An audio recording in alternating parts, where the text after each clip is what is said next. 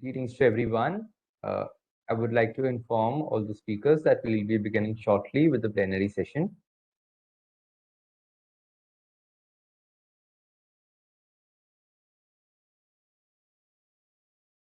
Just 5 more minutes, and then we may start.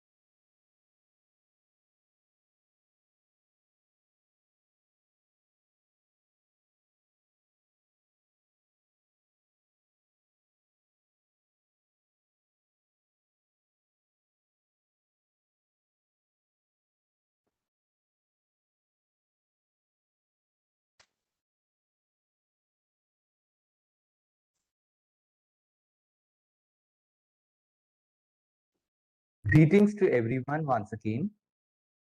Just a confirmation, am I clearly audible? Yes, you are. Thank you so much, ma'am. The Department of English and Public Relations at Rajiv Gandhi National University of Law, Punjab welcomes everyone to day one of the Interdisciplinary International Conference on Literature, Environment, and Climate Change. The conference is being organized in collaboration with Punjab Pollution Control Board, Patiala, Shastri Indo-Canadian Institute, New Delhi, and Assam Don Bosco University. I welcome you all to the plenary session on day one. The chair for this plenary session is Dr. Tejinder Kaur. Dr. Tejinder Kaur is a professor in the Department of English at the Regional Institute of Management and Technology, RIMT University. We welcome you, ma'am. I shall now introduce to our audience the speakers for this plenary session. First, we have Professor Sanjukta Dasgupta, Convenor of Advisory Board, Sahitya Akademi, New Delhi.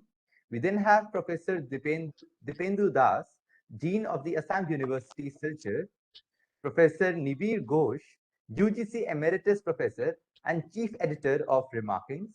And the last speaker for this session shall be Professor Eugene O'Brien, who is the Director of the Mary Immaculate Institute of Higher Studies, Ireland.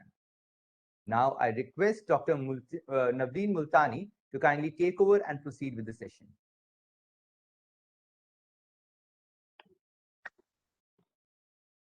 Thank you, Abhinav Patak Sachdeva. A warm welcome to all. We are really elated to have you all here with us today. Let me first of all introduce the chair for the plenary session 1. We have with us Dr. Tejinder Kaur. She is Professor of English at RIMT University, Mandi Gobindgarh, Punjab. She was a former Professor of English at Punjabi University, and she has served Punjabi University as head of the Department of Distance Education. She has also been the Director, Center for Diaspora Studies, Punjabi University, Patiala, and she was also the Dean, Faculty of Languages at Punjabi University, Patiala. With a teaching experience of around 4 decades and research experience of more than 36 years, Professor Tejinder Kaur has published 63 research papers and 12 books. And I have a very long and impressive CV of Professor Tejinder Kaur with me. She has delivered various extension lectures, and she has presented radio talks, phone-in counseling programs, and poetry readings. She has been scripting material for certain courses with the Punjabi University, Vardhan University, West Bengal, Vardhaman University, Kota, Kurukshetra University. She has also translated stories from Punjabi into English. She has edited and vetted 4 translated works from Punjabi into English and 2 from English into Punjabi. We welcome you, ma'am, sir, on this occasion, plenary session. And I can see that Professor Eugene has also joined, Professor Sanjukta Das, Professor Dipendu, Nabir Ghosh, they have all joined. So we can begin with the first plenary session. And I would formally like to also introduce the first speaker with your permission, with the permission of the chair, Professor Tejinder Kaur. Thank you, Navleen. Thank you. Go ahead, please. Thank you so much, ma'am. Dr. Sanjukta Dasgupta is the convener, English Advisory Board and member of the General Council of Sahitya Akademi, New Delhi. She is the President, Executive Committee and Intercultural Poetry and Performance Library at ICCR at Kolkata. She has also taught in Poland and has been a visiting professor there in 2018. She would be talking about saving the planet, literary and cultural representations. She has been the recipient of Fulbright Postdoctoral Fellowship and Fulbright Scholar in Residence Grant, Australia. She is a poet, short story writer, critic, and translator. She has authored and edited more than 21 books. She has also received the IWSFF Women Achievers Award, Kolkata, in 2019 and the it's Kamala Das Poetry Award in 2020. I would now request Professor Sanjukta Dasgupta to please share her thoughts on the topic. Welcome, ma'am. Thank you, and greetings to the chair. And hello, everyone. Good morning. We are just 10 minutes away from the afternoon. And the time that was mentioned to me was about 25 minutes. Are we sticking to that? Let me get this clarification before I begin. Yes, ma'am, you can. Yeah, because we had this on hybrid mode, so we had a guest on campus. Okay. So I can use about 25 minutes? Yes, ma'am, 20 to 25 minutes. Okay, thank you. So once again, hello everyone. Thank you for this opportunity. In particular, Navleen Multani and all faculty members, administrative heads of the Rajiv Gandhi National University of Law, Patiala, Punjab. Thank you for this opportunity. My presentation will focus on literary and cultural representations that will address the issues of climate change and climate crisis. And as most of us are aware, because it seems that a lot of faculty members of the English department are part of this particular conference, we all know about the famous saying by Shelley that poets, which implies all creative writers, are the unacknowledged legislators of the world. And Shelley, as you know, was a radical romantic poet. I wish to begin with a poem by John Aggard titled Inheritance. He is an African Guyanese poet and playwright and presently living in Britain, which is his home right now. And this poem has been recently published in the Climate Change Poetry Anthology. These are his concerns in this poem. If we, the children of the meek, should inherit an earth whose rainforest lungs breathe a tale of waste, an earth where the ailing sea shudders in its own slick.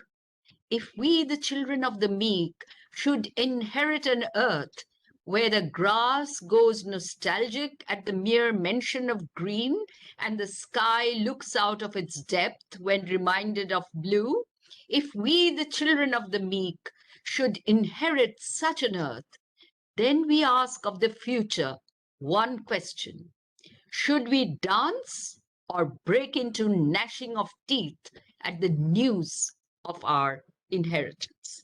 This is quite a belligerent poem of protest, and this poem clearly validates the claim that creative writers, poets, fictionists, dramatists, filmmakers, and artists play the roles of soothsayers, fortune tellers, visionaries, who issue cautionary advice and caveats whenever there is a crisis that affects the entire world, both global and local. This need for writers and literatures of playing a responsible role has been reiterated by many internationally acclaimed climate crisis commentators and thinkers.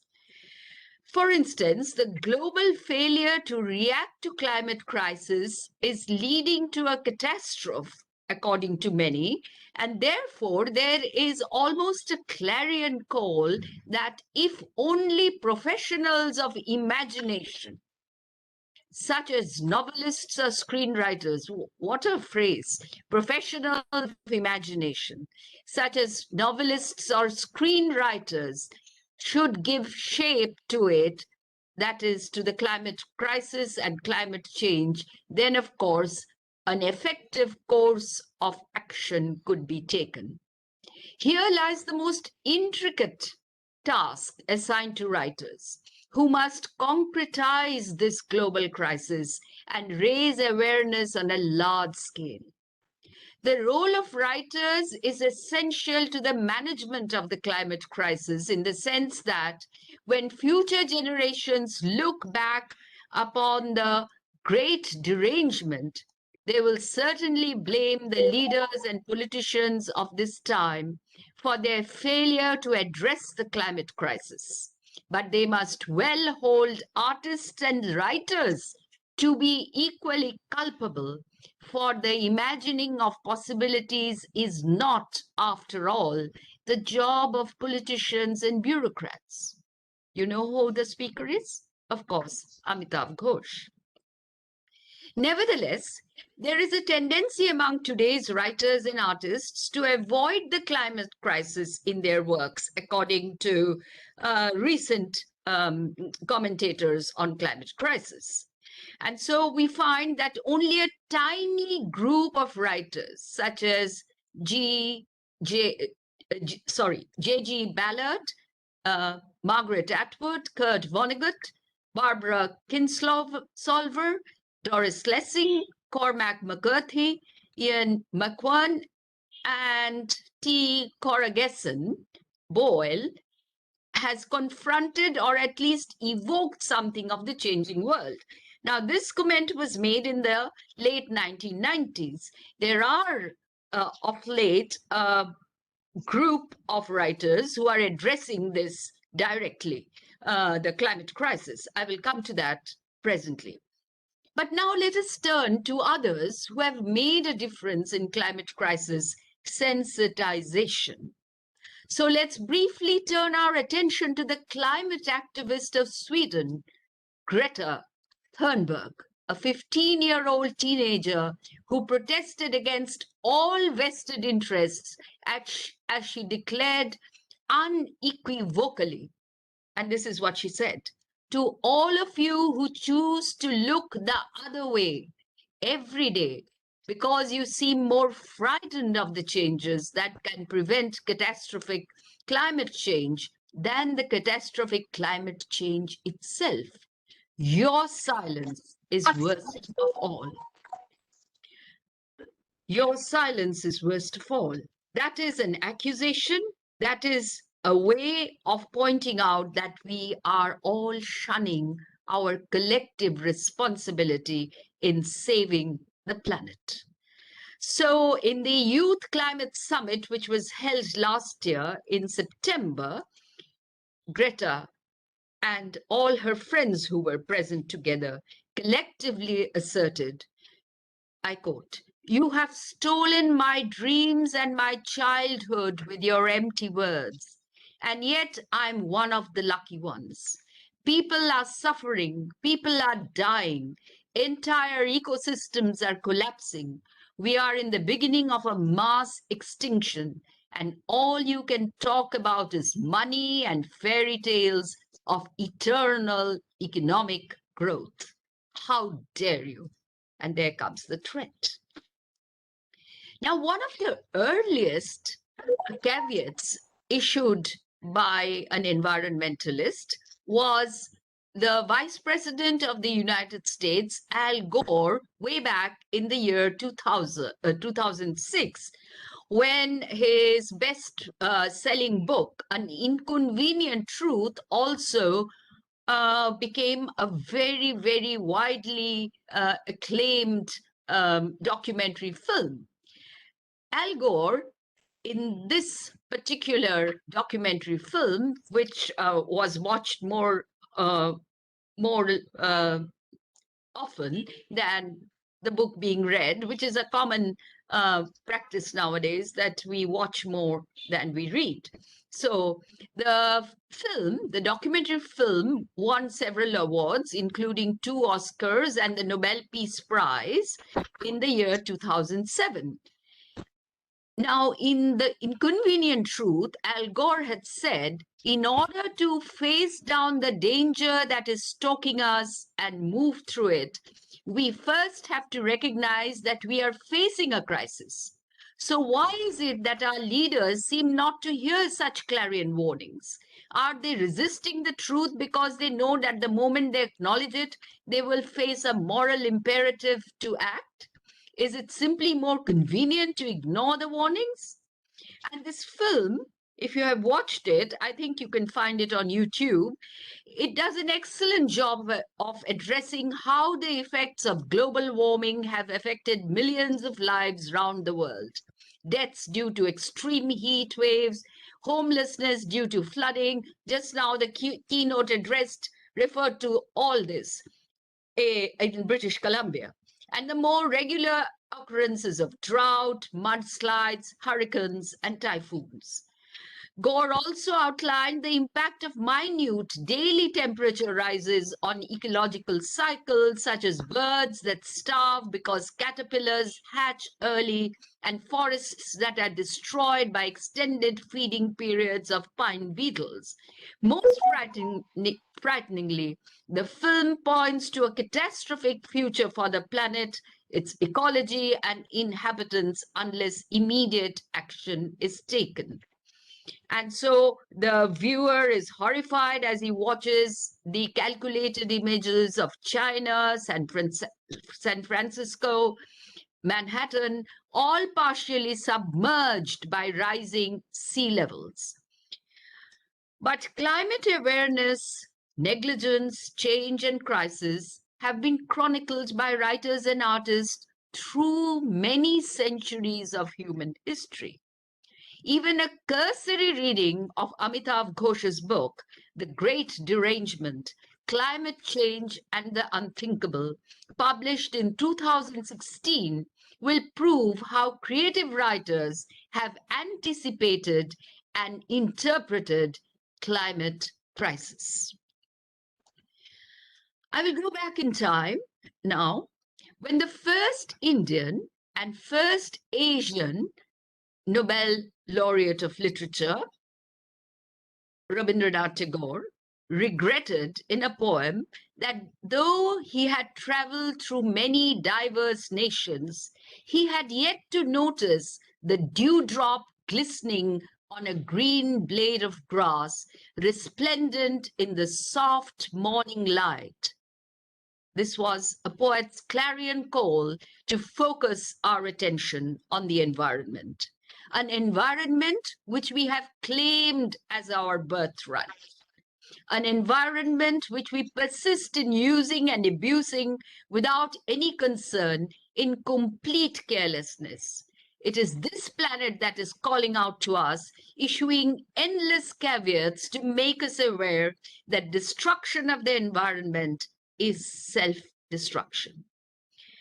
Interestingly, around 100 years before Tagore was warning the world about ruthless industrialization that was destroying natural resources in his plays like Rakht Karabi and more directly in Muktadhara, first published in around 1922, the Romantic poet Lord Byron, great friend of Shelley's, had written a poem titled Darkness in 1816 that has been associated with a sense of climate despair, an apocalyptic dread and human helplessness.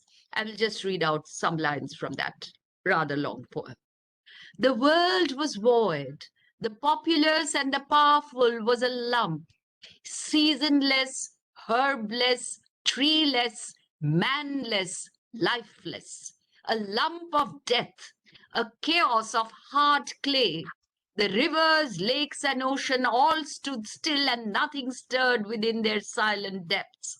Ships, sailorless, lay rotting on the sea, and their masts fell down piecemeal. As they dropped, they slept on the abyss without a surge. The waves were dead. The tides were in their grave. The moon, their mistress, had expired before. The winds were withered in the stagnant air, and the clouds perished. Darkness had no need of aid from them. She was the universe, almost a reversal of how the world was made when God had said, as we know from the Bible, the book of Genesis, let there be light, and there was light. So from this, if we move from Byron's poem, which was written in anticipation of a widely popular mass hysteria of the times, because there was the threat of an apocalypse which would absolutely destroy the world, we find that Byron had almost anticipated what is now around us and what we are choosing to ignore. T.S. Eliot, in 1922, wrote The Wasteland in the English departments. This poem is very well known. It is almost an instrument of torture for students almost, but it begins with this sort of threat about climate crisis. April is the cruelest month, breeding lilacs out of the dead land, mixing memory and desire, stirring dull roots with spring rain. And then lines like, what are the roots that clutch? What branches grow out of this stony rubbish? Son of man, you cannot say or guess, for you know only a heap of broken images. And the dead tree gives no shelter, the cricket no relief, and the dry stone no sound of water. And then comes the lament. Here is no water, but only rock, rock and no water, and the sandy road, the road winding above among the mountains, which are mountains of rock without water. There is not even silence in the mountain, but dry, sterile thunder without rain. There is not even solitude in the mountains, but red, sullen faces sneer and snarl. And no rock, if there were rock and also water, and water, a spring, a pool among the rock, if there were the sound of water only, and the dry grass singing, but sound of water over a rock where the hermit thrush sings in the pine trees. Drip, drop, drip, drop, drop, drop, drop. But there is no water. Now let me turn to Nabir Ghosh, who is not just an internationally acclaimed novelist, but an activist writer and scholar, a public intellectual who has dedicated his writing to awareness campaigns and consciousness raising about climate change, climate crisis, climate injustice. In a recent interview about his latest documentary fiction, The Nutmeg's Curse, Parables for a Planet in Crisis, Ghosh asserted unequivocally that climate change in the 21st century is the result of human greed and exploitation. And he says that he sees the idea that the earth is an inert repository of resources that exists primarily to be exploited by some humans had its origins in the violence that was unleashed by Europeans against their human others in the Americas and Africa. In particular, it was the violent subduing of the people of the Americas that made it possible for elite Europeans to think of everything on the planet as being available for conquest. With the conquest of the Americas, suddenly everything in the world is up for grabs. Botanical species, minerals, and of course, people as well. You should read this. It's a fascinating text. And then he warns us that it is no accident that climate denialism is strongest in the settler colonial countries of the Anglosphere. But again, when we heard Professor Pickard this morning, we also know that it is not absolutely ignorance, neither denial. The denialists are disavowing their responsibility for the worldwide environmental changes of today in much the same way as their ancestors did. And so Ghosh approaches the genre of the novel as part of what he calls the ideology of bourgeois regularity, which is itself an offshoot of the Enlightenment. This means that serious fiction is stuck within the constraints of the so-called regularity of physical phenomena, with their consequences in terms of perceived probability, even though human beings are constantly surrounded by improbable events. In order to believe a story, it has to be probable. And the problem is that climate change is uncanny or somehow still unthinkable. And this is his principal argument. Now, of course, all of you are familiar with The Hungry Tide, which began a particular series of fiction that Amitav Ghosh wrote. And in The Hungry Tide, we find that there was such a tempest that it killed Fakir, who was a native of the Sundarbans, and because he tried to protect Pia, which he did, and the storm abated, but the flood and the tidal wave had destroyed everything as it raged through that part of the Sundarbans. The next novel, which was published, I think, in 2019, but prior to that, the Ibis trilogy brings in, along with the climate issue, the issue of migration. And here again, Amitav Ghosh talks about ecological refugees. That is, refugees who had been forced to leave their native places, their birthplaces, and move over to other areas just for survival. Now, the 2019 novel, The Gun Island, again has Pia back in that novel. And there, of course, it is a wonderful mixture of fantasy and the mystical in this. And we find that along with all the issues of climate change and the fact that the Sundarbans is now being polluted by a refinery that has been established upstream. All of us know from various media reports about the indiscriminate use of technology, and also in the in the name of development, the infinite indiscriminate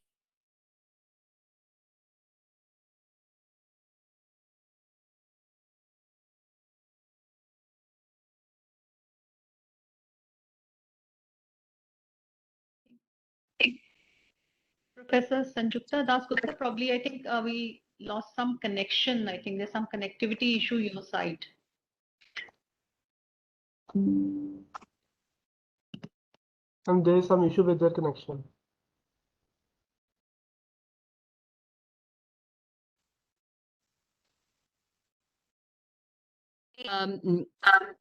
These projects that have come up there in terms of disturbing the ecological balance. The third novel, again, is one which I just referred to, The Nutmeg's Curse. I will not linger on it because I don't think we have that much time. But I want to refer again to another poem.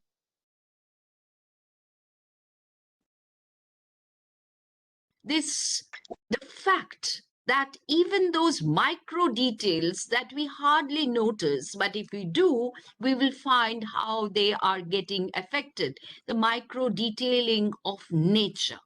Nature, which is a sensate nature. Nature is the non-human world, which is dumb, but not insensate. So we take it for granted whatever happens to to nature. But this is the poem which issues this warning. They're feeding on contaminated insects, that is the birds, wild seeds glistening with acid rain, and their porous, thin-shelled,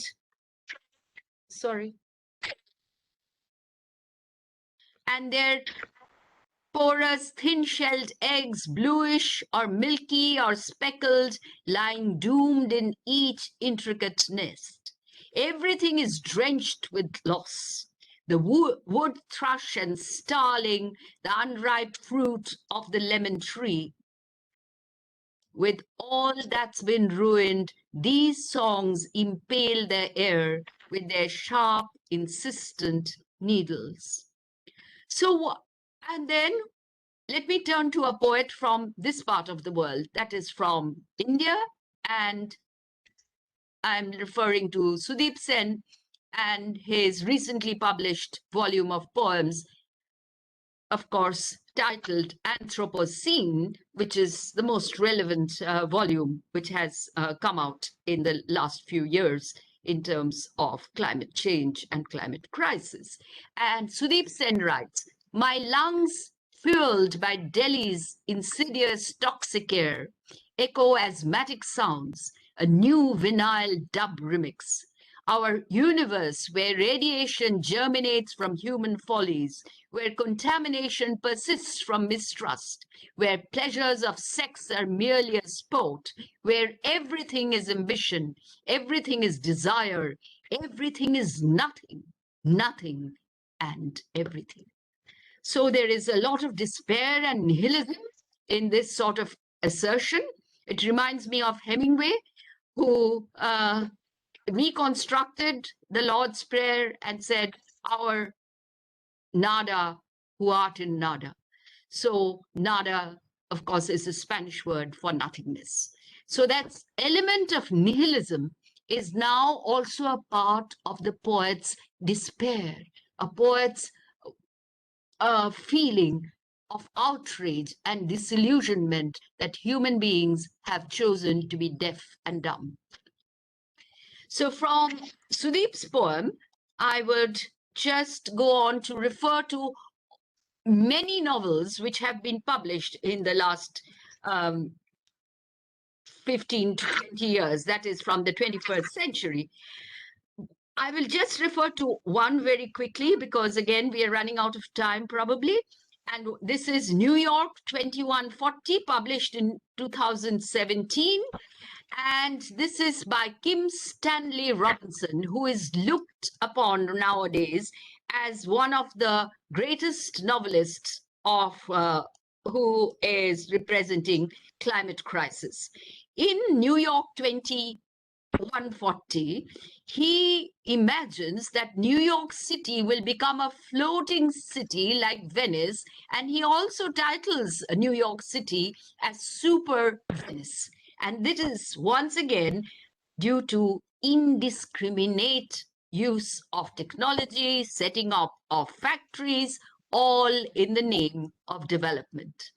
And then there is another which brings us again closer to home. This is his latest novel, published in 2020, The Minstrel for the Future, where he talks about India. And the book opens with a brutal heat wave in India that kills millions of people. And he talks about it, saying that, well, this is what I dreamt one night, and it became a part of the novel. Now, Kim Stanley Robinson is a writer to watch in this respect. And I will now conclude with a reference to my own personal experience of climate crisis and the climate horror. This is the super cyclonic storm Amphan, which was a powerful and catastrophic tropical cyclone that caused widespread damage in eastern India and especially in West Bengal, and it raged through the urban domain of the city of Calcutta. There was no way in which any technology could stop it. It's an evidence of climate crisis that I experienced as I sat at home with doors and windows securely fastened. Electricity was turned off by the service provider as a precautionary measure. So darkness within the home, darkness outside with no street lights. And this is a poem that I wrote, and I want to read it in conclusion. Amphan, Super Cyclone 2020. And this was also at the period when COVID-19 was raging. And then came the super cyclone Amphan. Sound and fury signified doom and destruction. It razed houses, tossed off lampposts like twigs, knocked frenziedly on closed doors, rattled every window, the snapping of branches, the thud of falling trees like bombs hitting the ground made those indoors shudder in fear.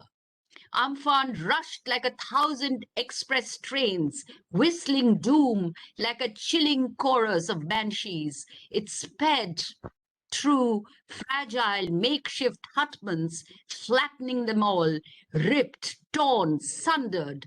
Homes of love and shelter lay like corpses, while dead bodies of animals, birds, trees, and humans floated aimlessly. That dark night of doom was a night of death. Trees lay uprooted, torn branches spun wildly in midair, as did window frames and hoardings. Electric wires dangled like hungry snakes. Some trailed stealthily in the waterlogged spaces.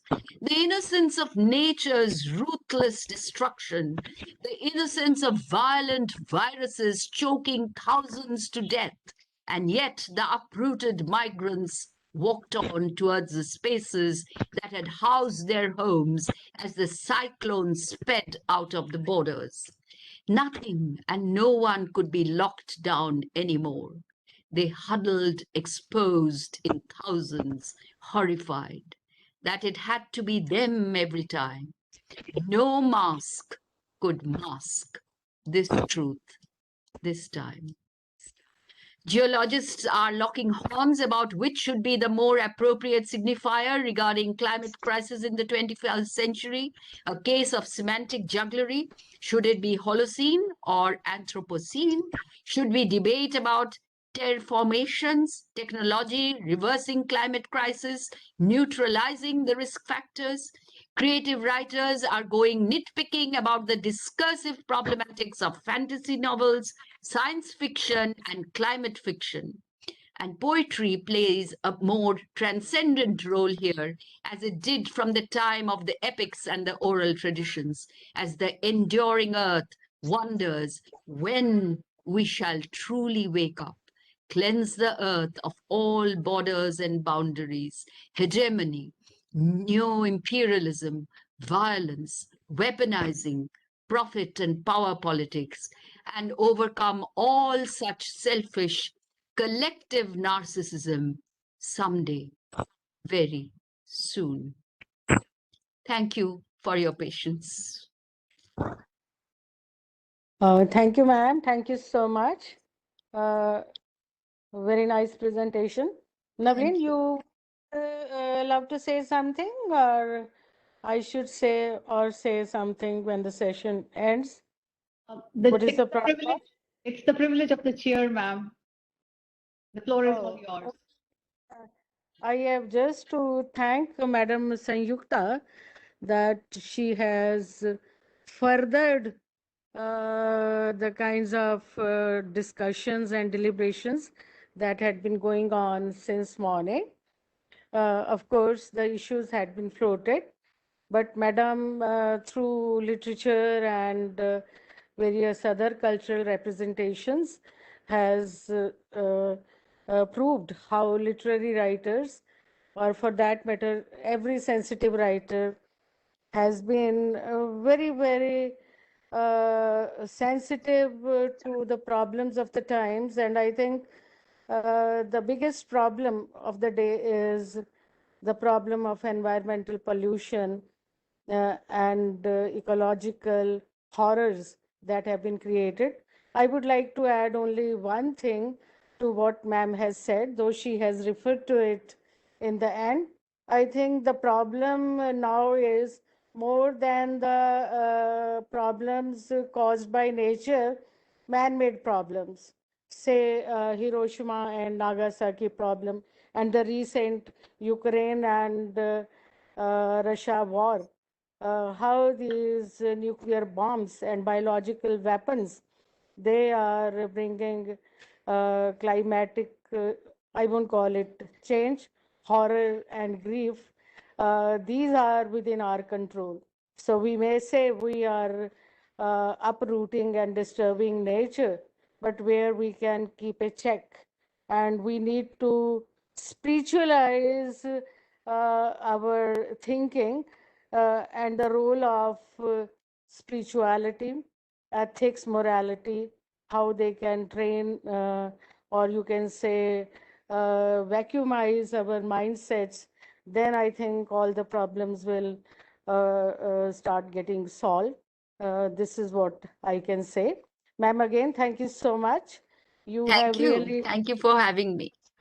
highlighted the role of literature in bringing awareness as well as in providing solutions and giving us a kind of sensitivity to the real problems that are being faced by human beings.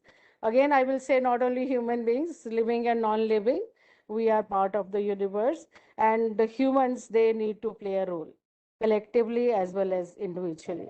Thank you so much. Thank you. Thank you.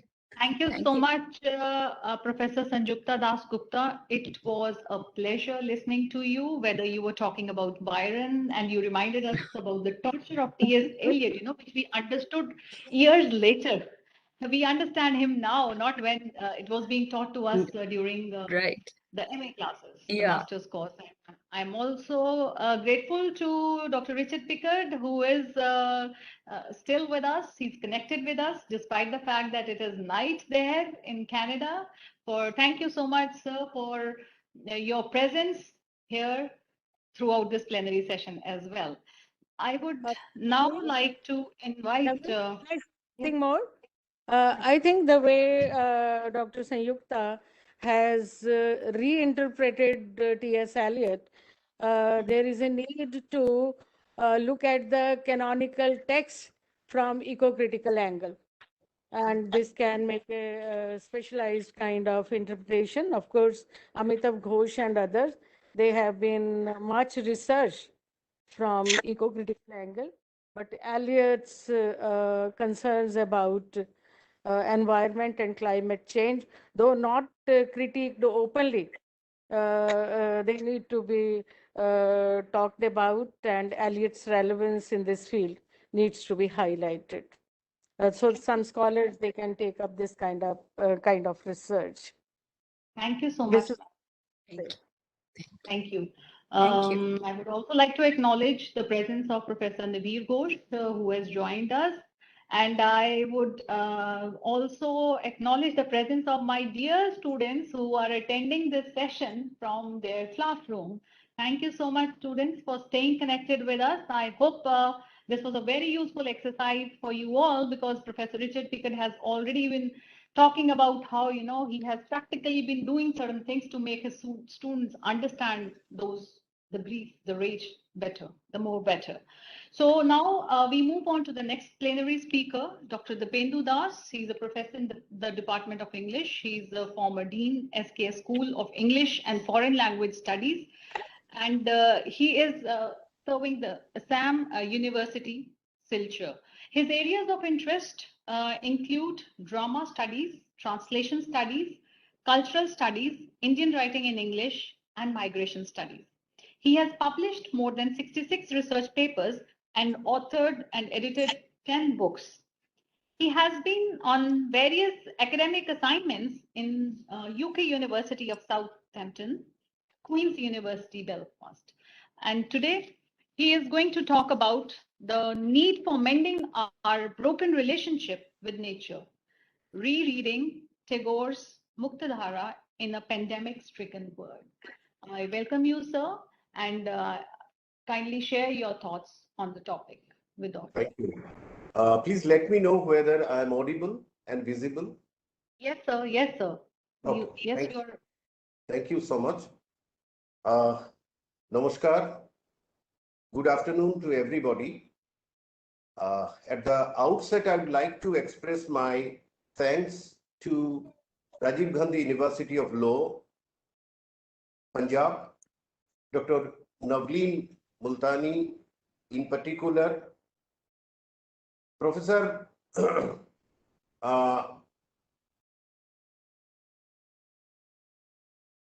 Sanjukta Dasgupta, because she has already, somehow she has, I felt that she has provided a preamble to my presentation where she has mentioned Tagore and his thoughts, and also the text which I am going to take, that is his Muktadhara drama. The chairperson, and also to Mr. Dr. Nibir Ghosh, Professor Ghosh, I don't know whether he remembers me or not. Some 30 years ago, we met in Hyderabad, then it was ASRC. So it is some kind of reunion through Navleen Multani. So for that also, I thank you so much. Now we see, as it is evident that the theme of the conference is not merely relevant in the present day context of a world trying to cope with the crisis created by COVID pandemic, but has a perennial significance that extends to the future of human existence on this earth as well. The title of my paper, which has already been given in the flyer, Need for Mending Our Broken Relationship with Nature, Rereading Tagore's Muktadhara in a Pandemic-Stricken World.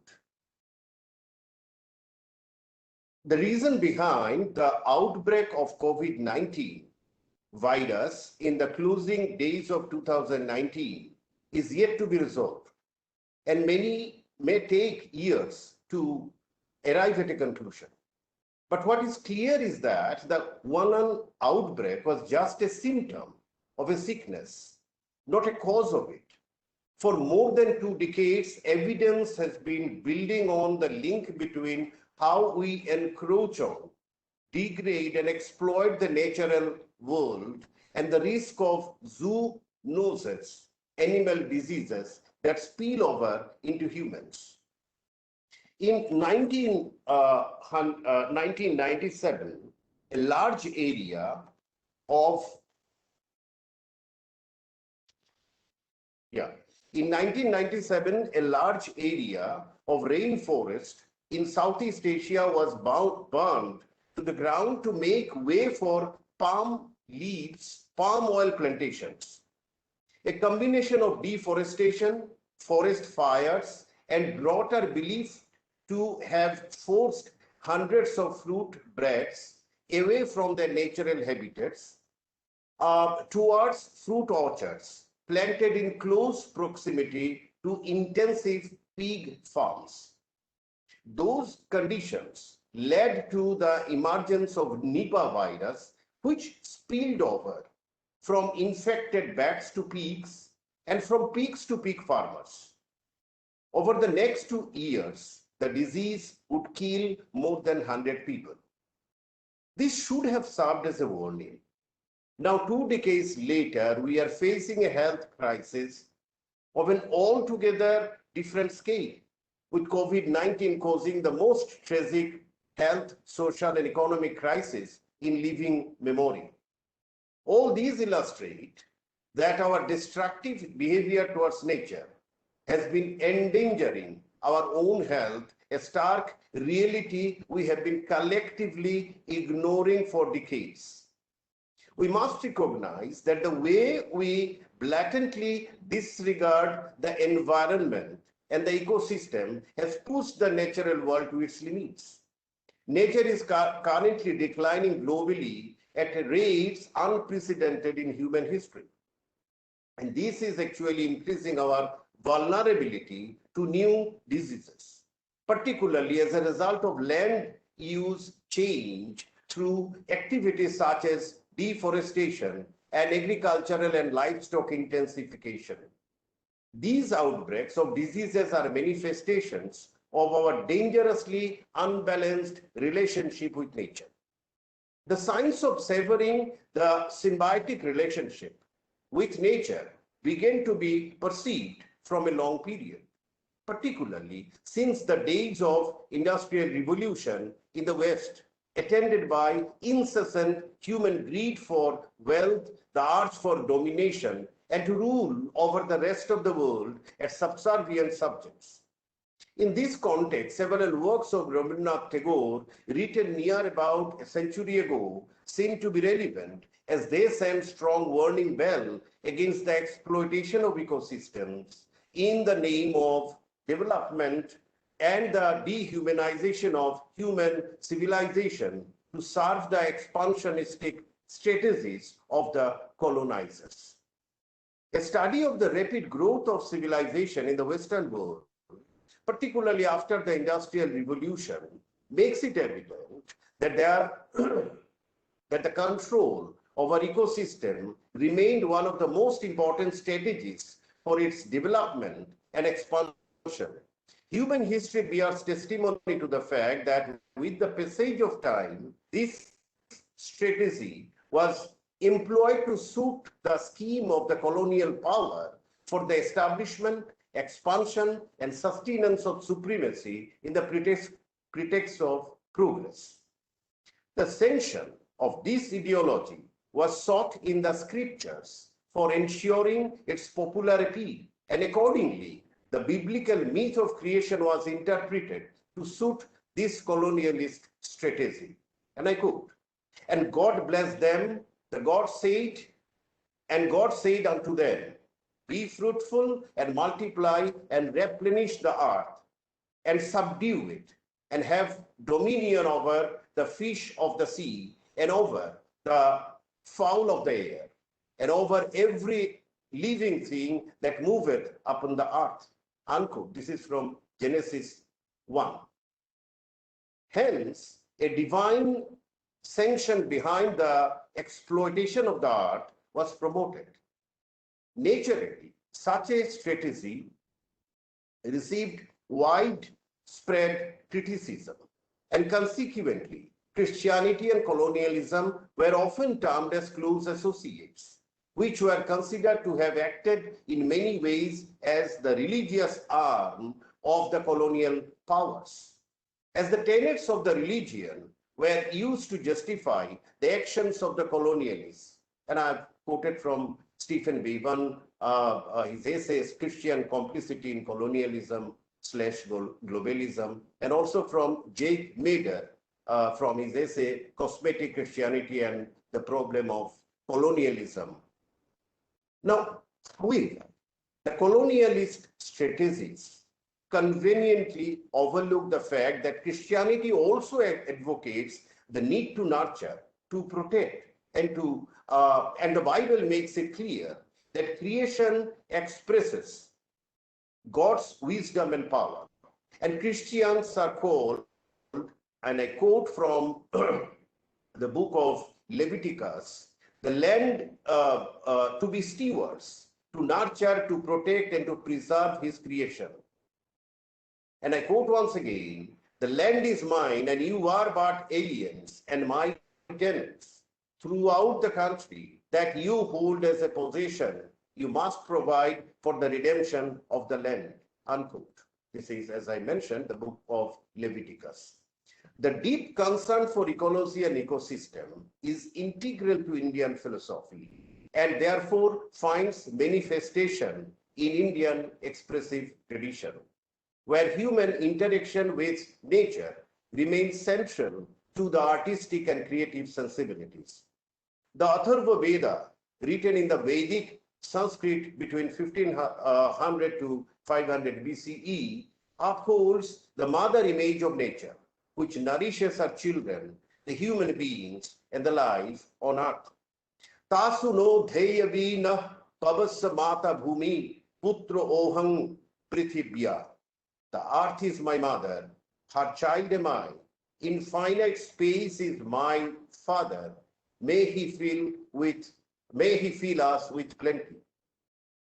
Now, this extract from the Atharva Veda, Book 12, visualizes nature as a mother who nourishes her children, the human beings, and the life on earth. Nature in ancient Indian texts is conceived as alive and is usually represented in anthropomorphic form. The chief deities in Hindu mythologies grew out of the personification of natural phenomena, and the earth was considered as one of them as the concept of nature in Oriental philosophy is animistic. The root of the eco-ethical views of Rabindranath Tagore may be traced in the Indian tradition that includes the Vedas and the Upanishads. Tagore considers nature and human life as integral part of the single entity, the omniscient, the omnipresent, and the ubiquitous, and hence emphasizes symbiosis and balance between man and all other ecosystems, and between man and the world beyond. Naturally, he is against the anthropocentric worldview that puts man at the center, sanctions his exploitation of natural resources, and often reveals its tooth and claw through human exploitation. Thus, it goes against the very ethos of the concept of civilization as a means of ensuring human welfare and entails a threat to the very existence of human civilization. Water is one of the most important ecosystems around which almost all the great civilizations grew up, and which played a powerful role in supplying not only fresh water, but also provided the key to agriculture, trade, transport, and defense. Naturally, with the development of navy in the West since the 16th century, exerting control over the great water bodies such as seas and rivers became an important strategy for the establishment of imperialist, colonialist dominance in different parts of the world. Human progress through the ages has been conditional on advances in water science and their applications through engineering and technology for the benefit of society. However, like other natural resources, this important ecosystem service gifted by nature to all organisms on earth too has been misused and exploited in the name of quote and unquote progress, which in reality is a ploy utilized by the more powerful to extend its own political, economic, and cultural territory at the cost of that of the marginal. Rabindranath Tagore reveals a deep concern for the abuse and exploitation of the elements of nature, including water, which tend to affect ecosystems and consequently gives birth to a self-defeating demonic civilization not in consonance with ecosystems. In the context of the issues mentioned here, I would seek to visit Tagore's Muktodhara, and rather Tagore with a special reference to his Muktodhara, the waterfall or the free stream. Now, water plays a significant role in providing impetus to Tagore's creation in forms of literature, in different forms of literature. In the introduction to Tagore's Gitanjali, W.B. Yates mentions the importance of water and rainy season in Tagore's poetic output. Tagore seems to have inherited such tradition from Sanskrit scriptures and literature like Kalidasa's compositions and Vaishnavite literature. His poetry is replete with evidence of water as major concern, as well as the form of imagery, symbols or allusions, particularly in the poems placed under the category nature in his Gitobitan. His creative writings are replete not merely with tributes to the beauty and charm of Mother Earth and the form and color in nature, but they rather acquire added symbolical significance as vehicle for conveying certain ideas of the bird. He pays homage not merely to the creations, rather he seems to bow down with gratitude before the Creator for all the variety with which nature appears before him. Apart from being an important element of ecosystem, water carries an added significance in Tagore's creative world as a symbol of mukti or freedom or liberty. Mukti or freedom is one of the recurring themes, sometimes in evident manner, in other times in a nuanced fashion in Tagore, where he seems to celebrate a sense of liberation in its multifaceted manifestations. The manifestation of the concept of freedom remains at the core of Tagore's play Muktodhara. It has to be mentioned that Tagore's drama is more a play of symbols, conveying the philosophy, than of characters and incidents, as the characters mainly stand for an idea or a feeling. Along with the famous Roktokorobi, Red or Linders, which was written in 1926, the drama that stands out among Tagore's dramatic achievements is Muktodhara, the waterfall, or the free stream, published in 1922. A waterfall that I'm coming to, in a very brief, I'm trying to convey the story element. A waterfall and the power game aimed at a blatant hegemonic control determine the thematic as well as the structural frame of the play. Shiptorai is a land on the plain, and it's a colony to the rule of the king of Uttarkut. Yes, now Uttarkut is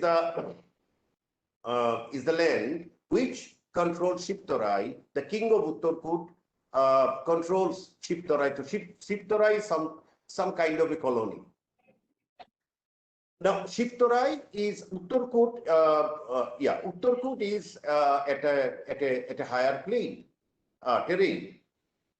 Not contented with the routine operation, the king decided to have a stronger control over the plight of the populace of Shiptorai through the construction of a dam with a view to control the free flow of water of the waterfall that runs down to the plains of Shiptorai.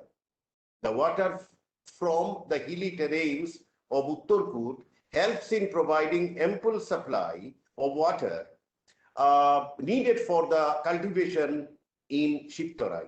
Now, Shiptorai is relatively a plain land. Self-dependence in agriculture in Shiptorai also entails a threat for the colonizer. The king of Uttarkut, a gradual loss of grip of what he considers to be his territory. As a result of the construction of the dam over the free stream, the people of Shiptorai, who had experienced a fresh lease of life through the opening of the sealed border of Shiptorai for trans-border trade by the humanist prince of Egypt, once again has to become economically dependent on Uttarkut. The construction of the huge dam that created a severe water crisis in Shiptorai resulted in an extreme food grain crisis as well.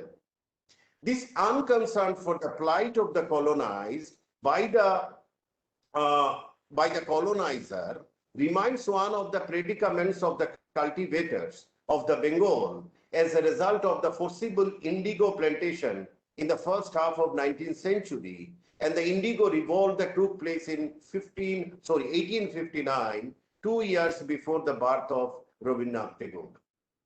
One of the major thematic concerns of Muktodhara could be traced in Tagore's essay, The Relation of the Individual to the Universe, and it is collected in the English writings of Rabindranath Tagore. In fact, and I quote from Tagore, in fact, all modern civilizations have their cradles of brick and mortar. These walls leave their mark deep in the minds of man.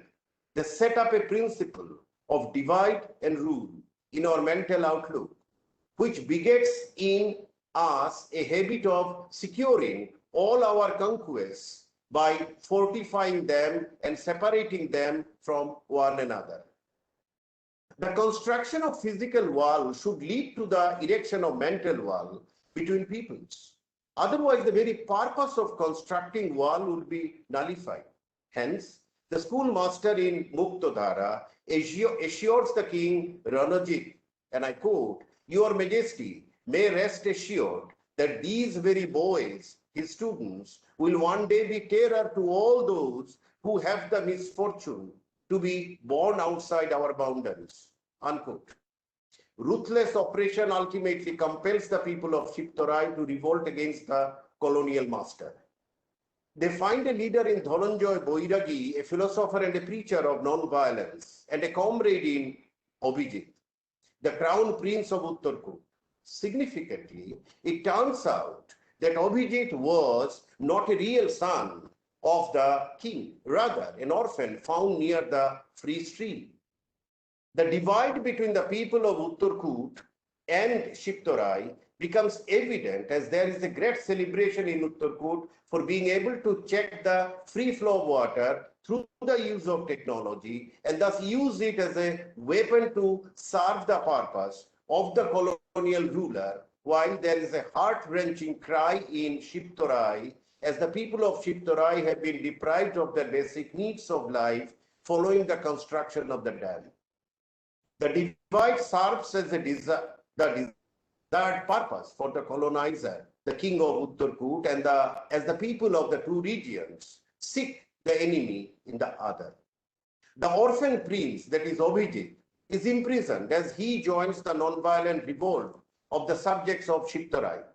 With his supporters from Uttarkot, the colonizer unleashes more stringent measures to choke the rebellion. But one day, fire breaks out in the prison, and the prince, along with some other prisoners, absconds. In the midst of the chaos, over the break of fire, the prince succeeds in finding the weakest part of the dam and strikes against it. The water of the free stream is liberated from the bondage of the dam, and the offspring of the spring is washed along with the gusto of the free waves to liberate the people of Shiptorai from the shackles of starvation and thirst. Abhijit poses the inner vision to realize that, and I quote, every man has a mystery of his inner life somewhere written in the world, unquote.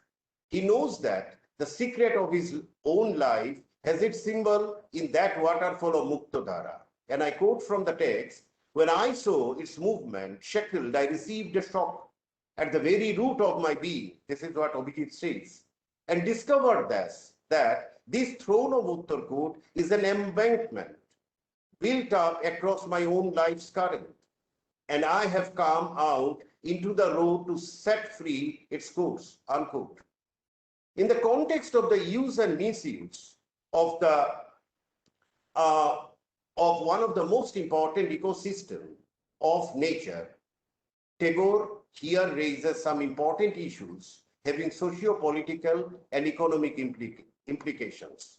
The resemblance between Dhananjay and Gandhiji in their attitudes and actions prompted J.B. Kripalani to read the play as a noble tribute to the personality of Gandhi and his campaign for non-violence. However, Tagore's observations in this regard seem very pertinent, as he mentioned that the character of Dhananjay, a Baul who exhorts the subject people to resist the ruler's unjust claims to non-violently and fearlessly, appeared first in another play, Prayashchitto or Atonement, which was written in 1909. It is to be noted that in 1909, Gandhiji had just started his movement in Africa and was not well-known figure in India. Hence, the observation that Dhananjay Boiragi has been modeled on Gandhiji and his non-violent movement may easily be contested. Moreover, we need to take into account the fact that Tagore was not in complete agreement with Gandhiji's concept of nation and nationalism. Tagore said, and I quote from him, I love India, but my India is an idea and not a geographical expression. Therefore, I'm not a patriot. I shall ever seek my compatriots all over the world, unquote. I'll take maybe 2 or 3 minutes more. If Dhananjay Boiragi in Muktadhara is a symbol of Gandhian philosophy on non-violence in freedom struggle, Tagore seems to hint at the flow in such means as Abhijit, a symbol of transnational unity and brotherhood, and not Dhananjay Boiragi, who succeeds in destroying the dam, the symbol of power, political hegemony, and demonic civilization. Muktodhara was composed in 1922, 3 years after Tagore had renounced his knighthood as a protest against Jallianwala Bagh massacre in 1919. And immediately after his return from America, where he had severely criticized the idea of the nation and the Western concept of nationalism. In 1992, Indian freedom struggle in general, Gandhi-led non-cooperation movement in particular, was on full swing. Tagore had already renounced his knighthood after he had been terribly distressed by the brutal massacre of the unarmed gathering by English Army General O'Dwyer. Though Tagore registered his protest in unequivocal terms against the inhuman killings, he had his own reservation in regard to the modus operandi of the struggle for liberation, the vision and the purpose behind the movement. I'm coming to my concluding lines, paragraph. In Bangla, the word mukto signifies open, free, unfettered, unbridled, or uninhabited. The word dhara means water, stream, beam, or ray. In this context, the word mukto can be said to denote free thinking or stream of thoughts unhindered by the forces opposed to civilization in the true sense of the term. Much of Tagore's ideology comes from the teachings of the Upanishad and from his own belief that God can be found through personal purity and service to others. As he mentions in a note published in the Modern Review, along with the translation of the play, the name free current, that is Muktodhara, is sure to give rise to the reader's mind to the suspicion that it has a symbolic meaning, that it represents all the word freedom signifies in human life. The construction of the dam in the play also symbolizes the attempt to ascertain supremacy of technology over agriculture, and thus highlights an important issue concerning the relative importance between technology and industry in the one hand and agriculture on the other hand towards the growth of civilization. The exploitation of nature and her ecosystem services for utilitarian purposes tend to give birth to a dehumanized and demonic civilization not in consonance with environmental sanctity. Tagore, in his Muktodhara, makes a critique of such a developmental strategy that seems to have a contemporary as well as eternal significance. Thank you. Thank you all. Thank you so much.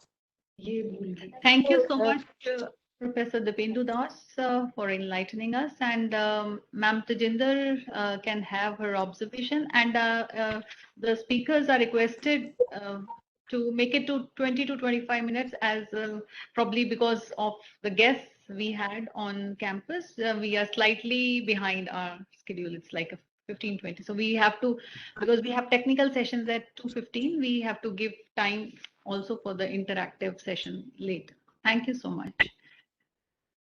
Thank you, Dr. Dr. Dipendu Das. It was really wonderful listening to you. The way you have presented, or rather I would say interpreted, reinterpreted Tagore's Muktodhara in the light of eco-critical criticism. So it is not a correct way to say it. Why I am saying it? Somehow I have been attending all the sessions, the entire inaugural session till the present moment. And what I find is that till Dr. Dipendu's paper, it has been a natural flow. The keynote speaker of today, he talked about eco-criticism, the principles of eco-criticism, how they give us insights into the reading of literary texts, which we had not been interpreting this way as we are doing during today's conference. So those insights and his reading of places and how his comment that interpretation of literature in the light of eco insights helps us raise the eco consciousness of the readers, of the scholars. And Dr. Sanjukta Dasgupta also spoke on these lines, reinterpreting different texts by different fiction writers and poets even, and something new which I felt was reinterpreting Eliot's The Wasteland in the light of concerns. And Dr. Dipendu Das seems to be further extending that kind of thing of the text. And he has really made a contribution to the discussion and deliberations going since morning. How there is a need to reread this text. I think nobody might have thought, I have not read so far, Mukdhara being studied as a text which has such a great relevance in today's time. We had been interpreting it as a kind of the text by the colonizers on the landscape and how water sources they are being exploited and manipulated. Uh, how during the pandemic period, reading such kinds of texts or the job of the critics and teachers to initiate to the students or to the wider public the relevance of the concerns of Rabindranath Tagore in 1922. As Dr. Sanjukta said, the poets are the unacknowledged legislators of the world, as said by Shelley. So those warnings given by literary writers much ahead of the times, as Brownie in her very popular text, The End of the Days, had predicted about 2020. All of us have read it. So, and we interpret, and there is one way of looking at the present day scenario, COVID, pre-COVID, COVID, or post-COVID, as a kind of punishment to mankind for the exploitation of the natural resources.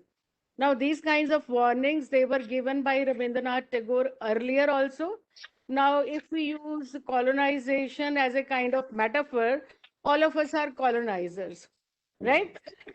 We are exploiting nature or the weaker people, and there is a need to redo these kinds of things, to rethink about these kinds of things. And in that light, Dr. Dipinder's Das paper, it is really, a remarkable kind of contribution to the today's seminar. And one thing I would like to add, today is World Health Day.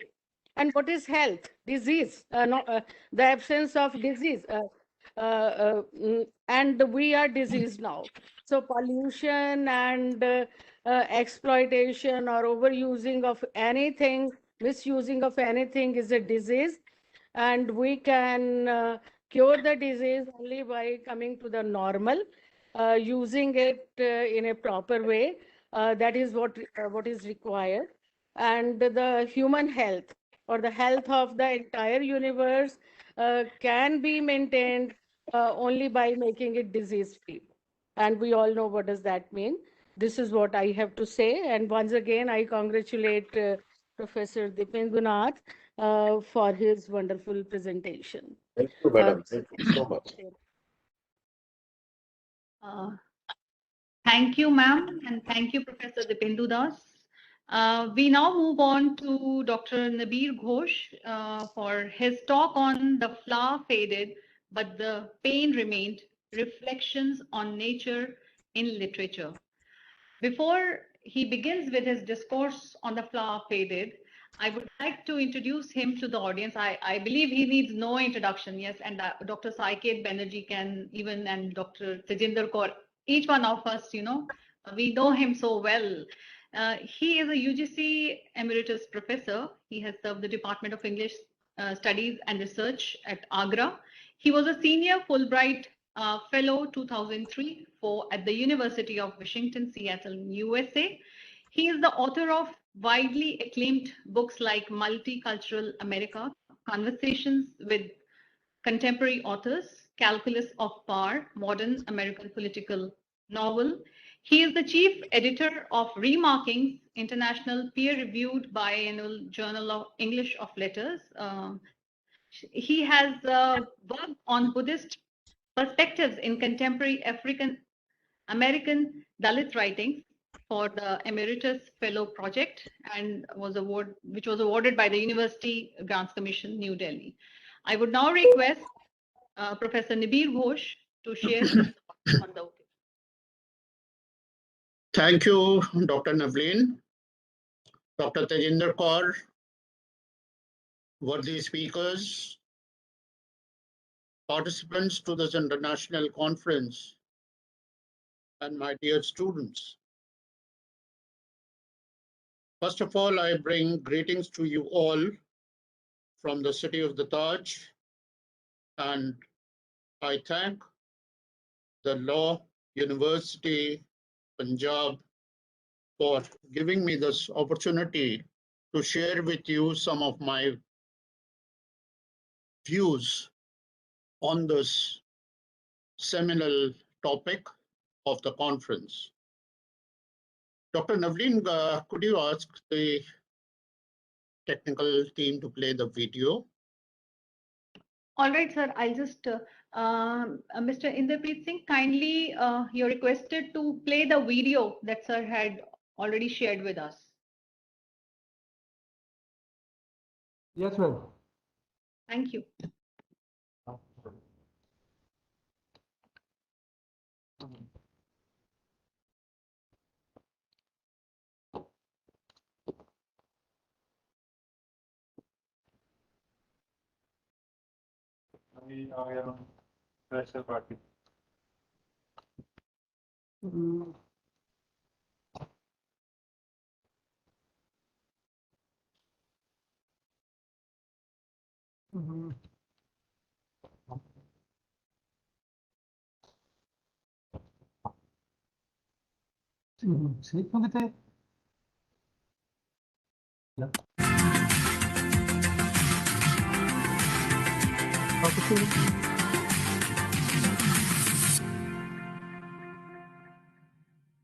Chapter 13.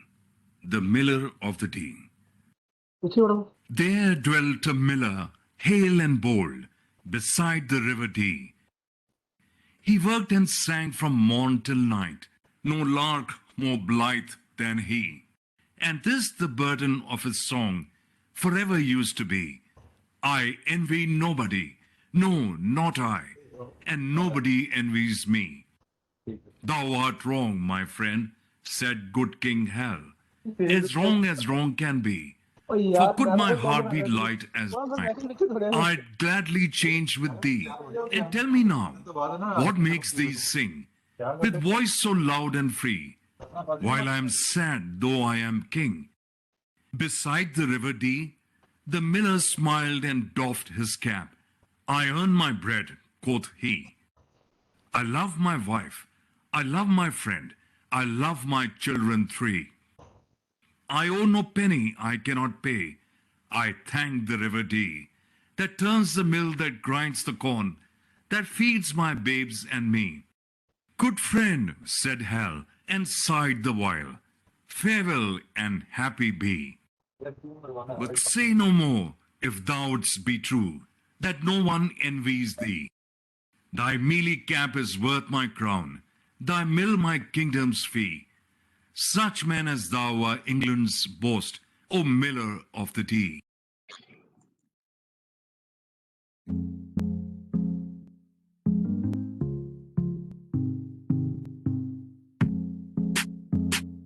Well, friends,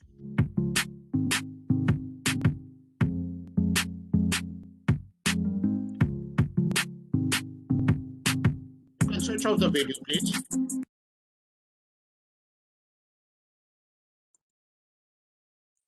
Well, friends, from this melodious little poem that you heard, Miller of the Dee, whose refrain is, I envy nobody, no, not I, and nobody envies me. From this simple melodious poem, celebrating the life of an ordinary miller, let me take you to a monumental work that amplifies the theme of this conference on literature, environment, and climate change. Way back in 1762, Jean-Jacques Rousseau initiated a serious discourse on the relationship between man and nature in his book titled The Social Contract. In the insightful opening lines of his powerful treatise, he stated, "Man is born free, and everywhere he is in chains," implying that the freedom which man had originally experienced in the state of nature was forsaken by his enslavement to his own increasing material needs. Rousseau acknowledges that people can never be as entirely free in modern society as they have been in the state of nature. Consequently, at the end of the social contract, Rousseau advocates a return to nature. Inspired by Rousseau's philosophy, William Wordsworth voiced his concern over man's limitless greed in his popular poem, "The World is Too Much with Us," wherein he laments, "The world is too much with us, laden soon. Caring and spending, we lay waste our powers. Little we see in nature that is ours. We have given our hearts away, a sordid boon." It is perhaps providential that 2.5 centuries after the publication of the Social Contract, the city of Paris, from where Rousseau launched his prophetic work, became the nerve center of the International Summit on Climate Change. As inhabitants of an extremely endangered Earth, heads of nations representing the environmental anxiety and dread of their respective citizens from every corner of the globe assembled in Paris at the end of 2015 to adopt the first ever universal, legally binding global climate deal.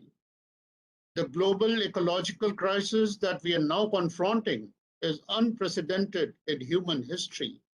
The terrifying scale of this crisis and our increasing awareness that it has emerged out of deliberate human policies to interfere with nature itself has virtually compelled us to realize and understand that we can no longer take nature for granted. John May, in his book, The Greenpeace Story, rightly says, "When the last tree is cut and the last fish killed, the last river poisoned, then you will see that you cannot eat money." To make you aware of the magnitude of the calamitous problem of environmental crisis today, created by our anthropocentric attitude and behavior, let me share a recent happening in Canada's British Columbia. In the emergency department of Kootenay Lake Hospital, one Dr. Kyle Merritt, the head of the department, saw a patient enter literally gasping for breath. After carefully examining the patient, everyone had expected that the doctor would say that it is a problem related to COVID.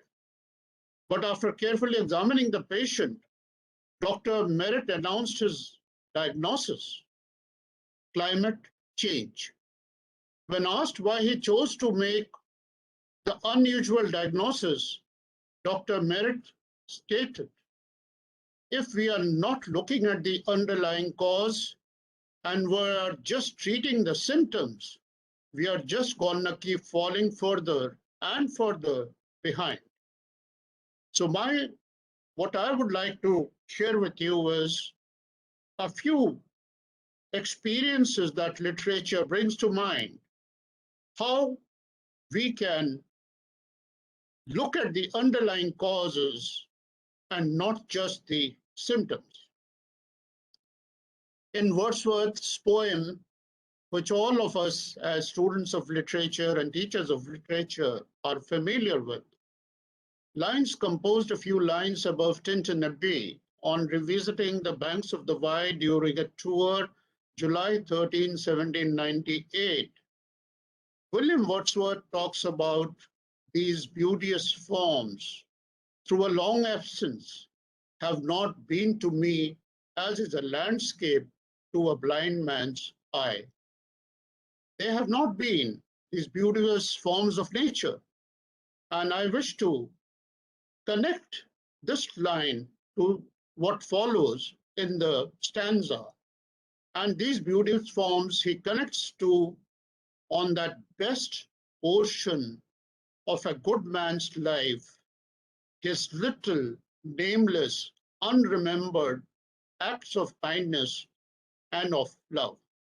Friends, what is very significant is, and I personally feel this, that you don't need to read, simply go to poems or prose of literature to know that nature is beautiful.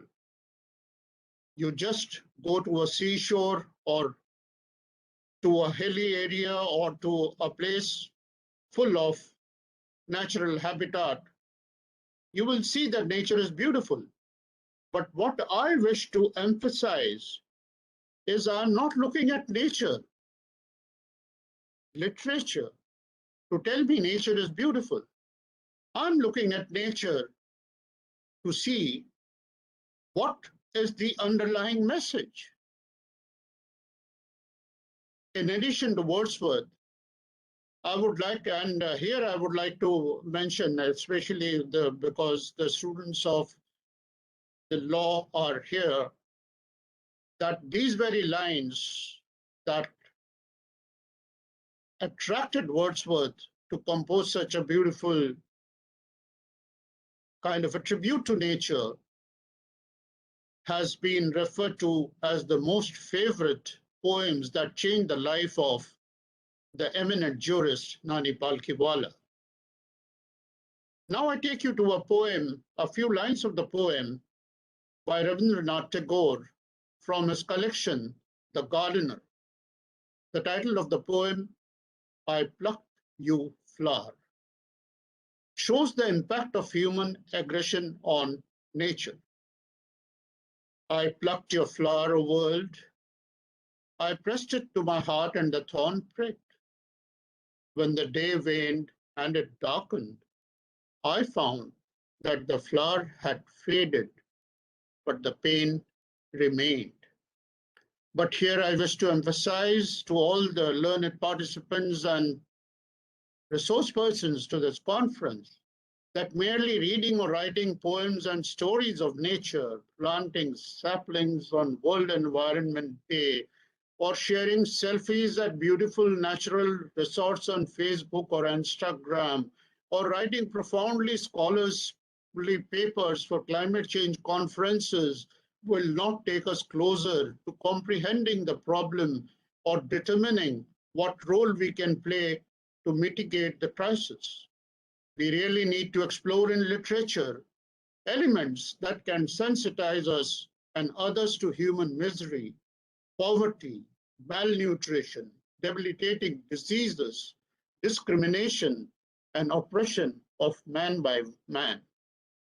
And while looking at this, this morning, I happened to read a favorite poem, Refugee Blues by W.H. Auden, where he says, this city has 10 million souls. Some are living in mansions, some are living in holes.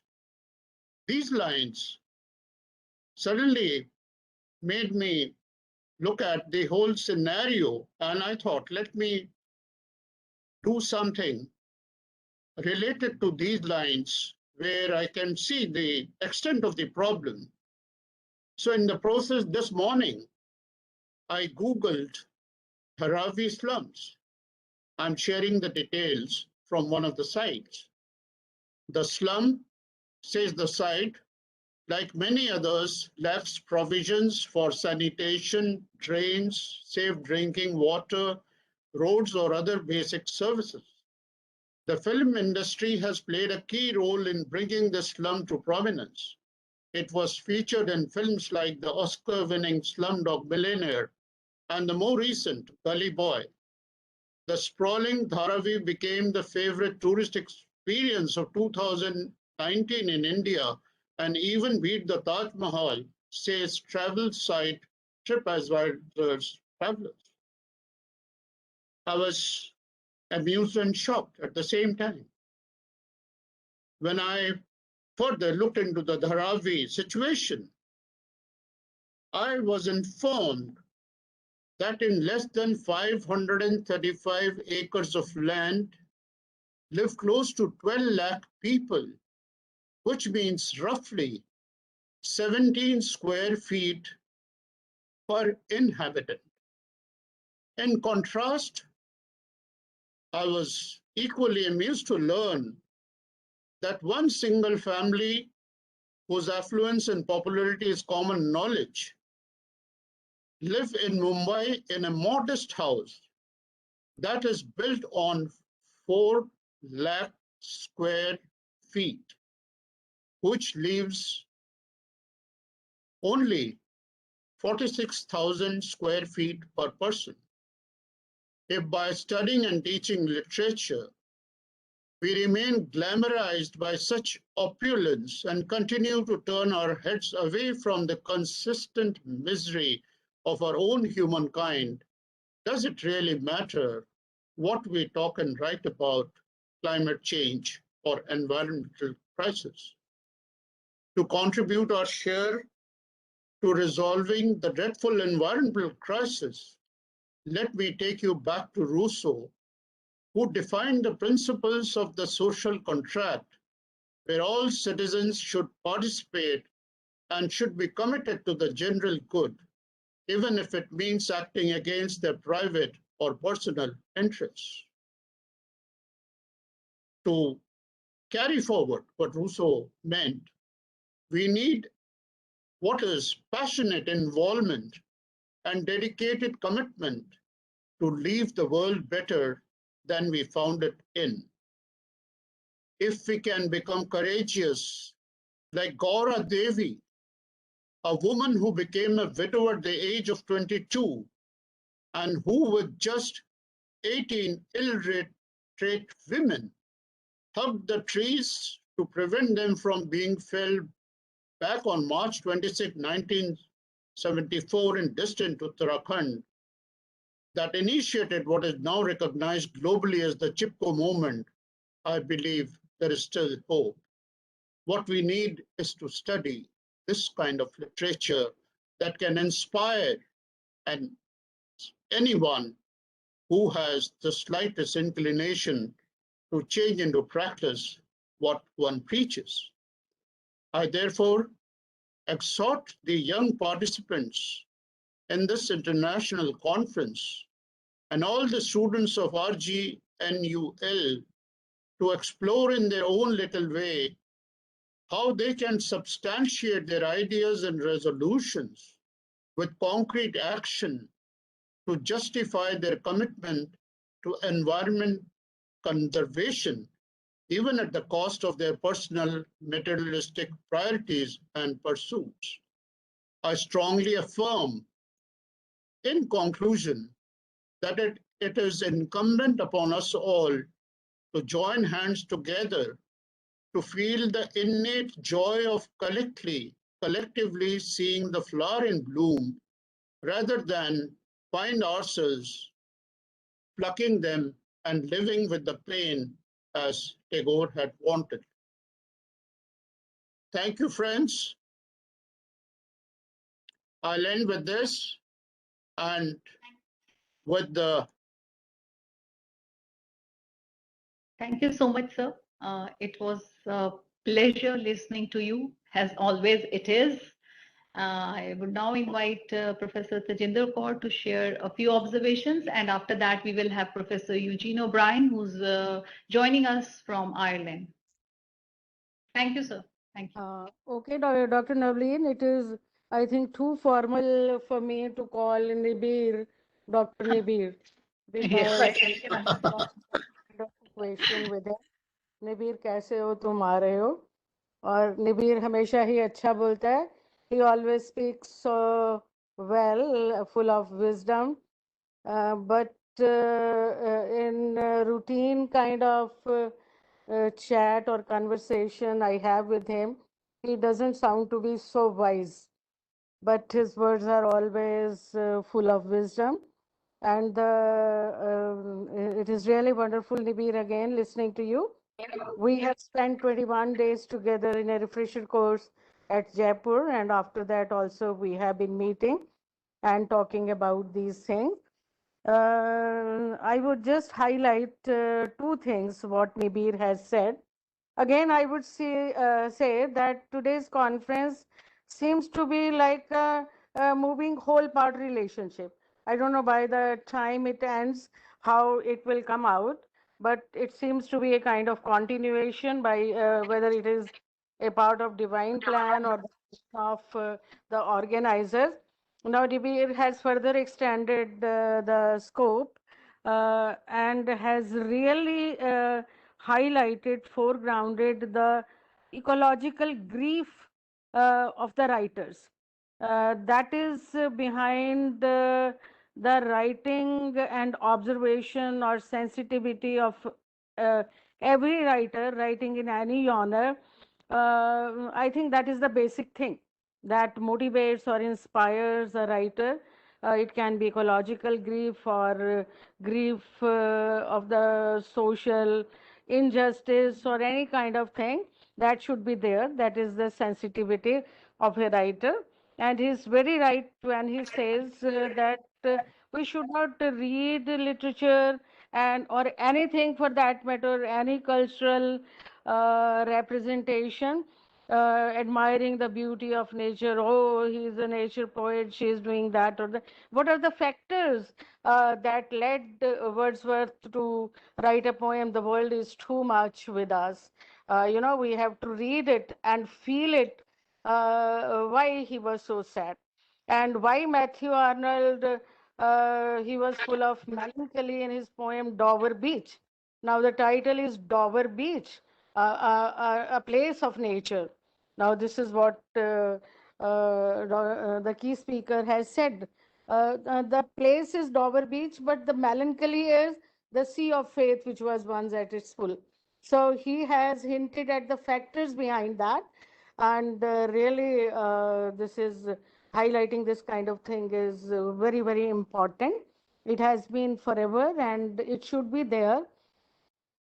And another concern, and of course, all the concerns in present day time are very serious, but giving us the example of Dharvi, which has become a tourist place. But if you go there, and हम movies में तो देखते हैं ना, we watch in the movies people living in those वो बड़ी बड़ी pipes में रहते हैं, how huddled up, and I have seen it personally with my own eyes. And there are big palaces. Now these are not nature-made crises; these are man-made crises, and there we can certainly do something. The policies made by us, I won't say made by the government, all of us, they are really bad. And these should be our real human concerns. I will not say humanistic concern. That is the need of the hour.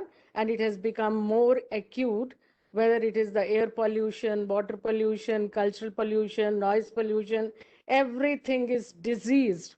And mind you, again, I'll say World Health Day reminds us to be aware of all these things and let us play our role.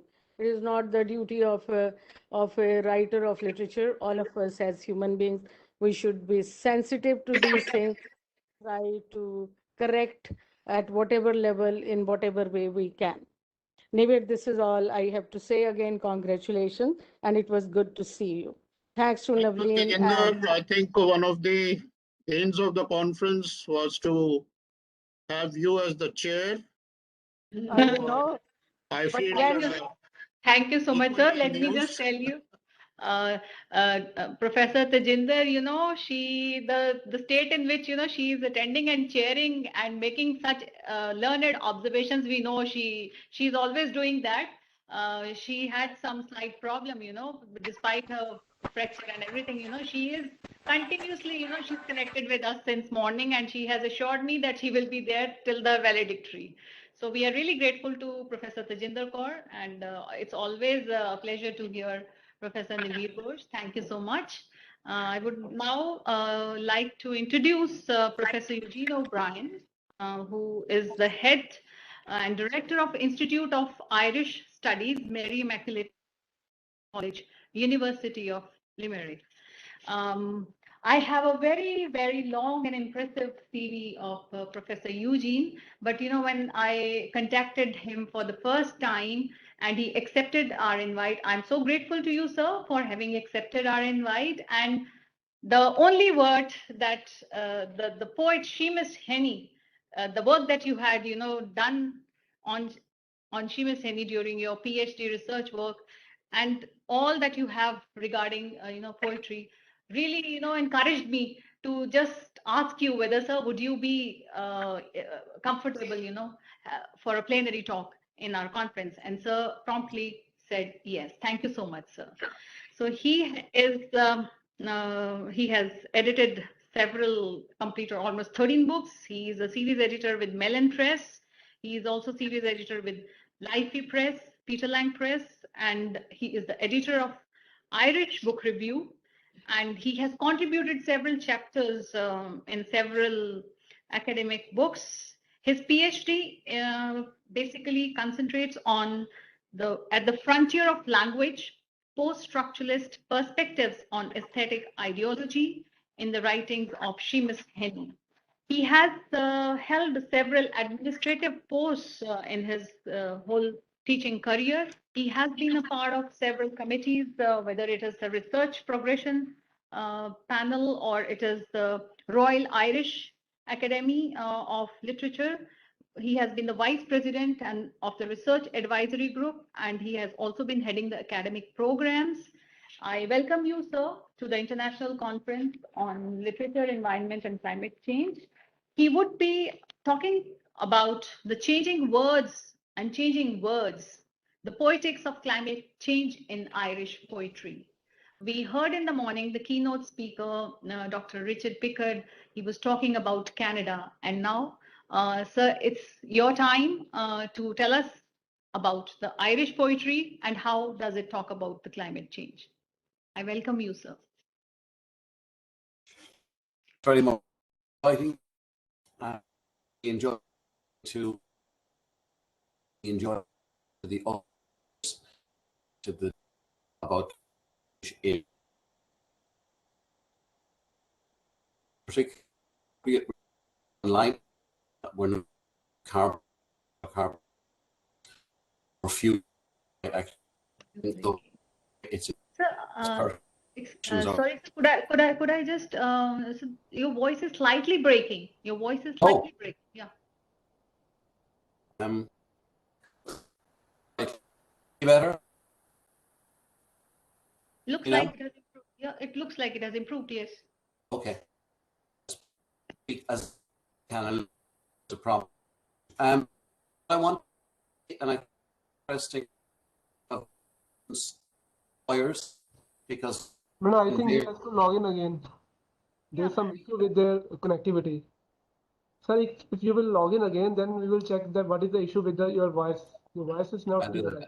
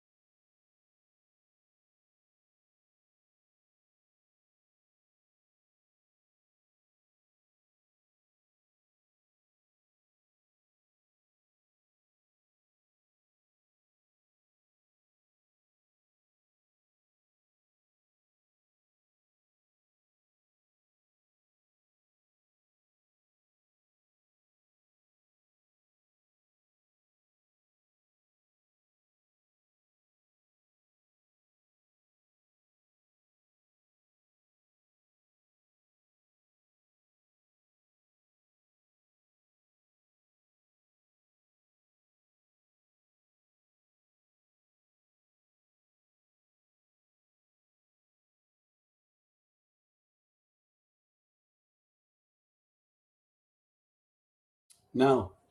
Is that any better? Much better, sir. No, It is better. We can hear you, sir. It's okay now. I can't actually hear you now, which is not good. Okay. Can you hear me? Yes, we can hear you, sir. Yes? Yes. Yes. Can we just type it in the... I don't know what's wrong here. I have everything working Okay, here. I will The type video is working, the sound is working, but I can't hear anything from your side. the volume, probably the volume, maybe the Yes, volume sir. adjustment. We can hear Yes, you. you can hear me. Okay. I can't hear a thing, but I'll just keep going and see what happens. I think it's interesting so many of your students are lawyers, because lawyers are always looking at language. You're looking at the importance of the meaning of words, words like I do, words like I attest, words like I swear. And you're looking at the power, the extra power that language has in legal settings and in other settings. I'm today going to look at words and worlds in Irish language climate change. I'm going onto a PowerPoint now, which I don't need to put up. I can just go through it with you, but I'll check back every now and then. And if there's a problem, contact me in the chat so I can see if you can hear me or if you can't hear me, or if there are any difficulties or issues, okay? So what I want to do is I want to talk about the notions, I suppose, of language. The writer J. Hillis Miller makes the point that climate change is one of a series of linguistic events, and that this is true across a range of levels. And, you know, when we look at the horrors of tsunamis and climate change and temperature acceleration, we think that might seem a little bit academically self-serving. It might seem like a retreat into the old readings of deconstruction, which say there is nothing outside the text and that there's no real connection between language and the real, or in Lacanian terms, a focus on the symbolic as opposed to the real. But as I hope to show, this isn't the case. I think deconstructive reading was never really meant to be just the text on itself, a form of textual solipsism. It was always engaged with the real world of politics and ethics and of the relationship between language and reality. I think what it was saying is that all language needs to be interpreted. Meaning isn't given to us. And if it is, we need to look at who's giving it and what are their agendas and what are they looking to do. Instead, it complicates such a connection in a manner that is significant for our present discussion.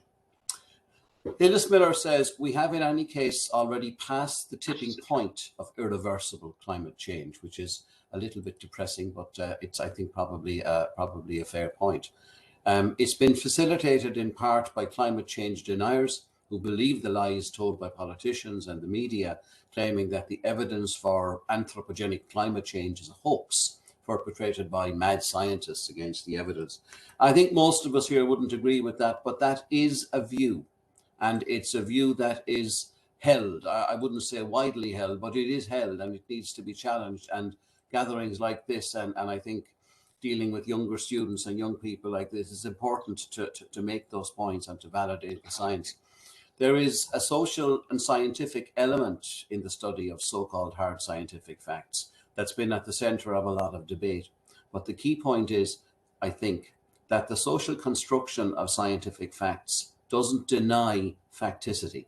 It doesn't deny that facts are facts per se, as has been suggested by some post-truth advocates, but rather it problematizes the fetishization of objectivity that's accrued over the imperial method. So what I'm really saying there is that critiquing aspects of science is not to critique all of science. We're not going into the fake news so beloved of Donald Trump.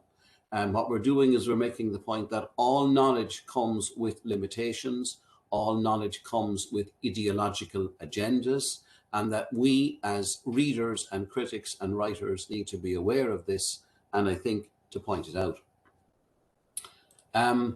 Linguistic expressions, and it's already been mentioned, I mean, they are pluralizing at the rate of knots. We have the Anthropocene, we have the Capitalocene, the Corporatocene, the Cenocene, the Gynocene, the Bacteriocene, and more ubiquitous terms like climate crisis. Etymologically, the word climate comes from the Greek via Old French and Middle English klima, meaning slope or zone. and ultimately from Clenaean, meaning to slope. The term originally denoted a zone of the Earth between two lines of latitude, and that then expanded to denote any region of the Earth, and later a region considered with reference to its atmospheric conditions. As we're looking at words and worlds and how worlds change worlds and how worlds are changed by words, I think it's important to note the change in the derivation of the word climate. Crisis has a similar etymological train, and this one is even more interesting because it derives from the Greek via Latin and Middle English, crisis, meaning decision, from Crinean, to decide. I think it's really interesting that the etymological root of crisis is a decision. We need to make decisions about the climate. The climate crisis isn't something that is happening to us and we can't do anything about it. The very meaning of the term, the very etymology of the term is suggesting to us that there are things we can do and there are things that we can act in order to change it or to improve it. One of the key points, I suppose, that I'm making here today, starting with Hillis Miller, is that language is very important to our understanding of the climate. The connection between the word and world is a significant one. Even the whole concept of nature is a linguistic one. It's a term we give to matter that is out there and to growth and to other organisms that are non-human. Since its beginning, poetry has always focused on attempting to represent nature and to write about nature. And we've heard some really resonant examples of it there, going right through the English poetic tradition from Matthew Arnold to T.S. Eliot, right back to the Happy Miller and the King. We're looking at how so much English and indeed literature in all cultures, I think, valorizes the connection between the human and the natural. There's a whole genre of poetry, the pastoral, which focuses on nature as representation, and it's seen as an awe in attention to the natural world. And the writer Jane Bennett has noted in Vibrant Matter that one of the first poems that we know, Lucretius's De Rerum Natura, and I quote her here, says, can direct sensory, linguistic, and imaginative attention towards a material vitality, that she maintains that poetry sees in nature a life, going back to Wordsworth, a spirit that rolls through all things.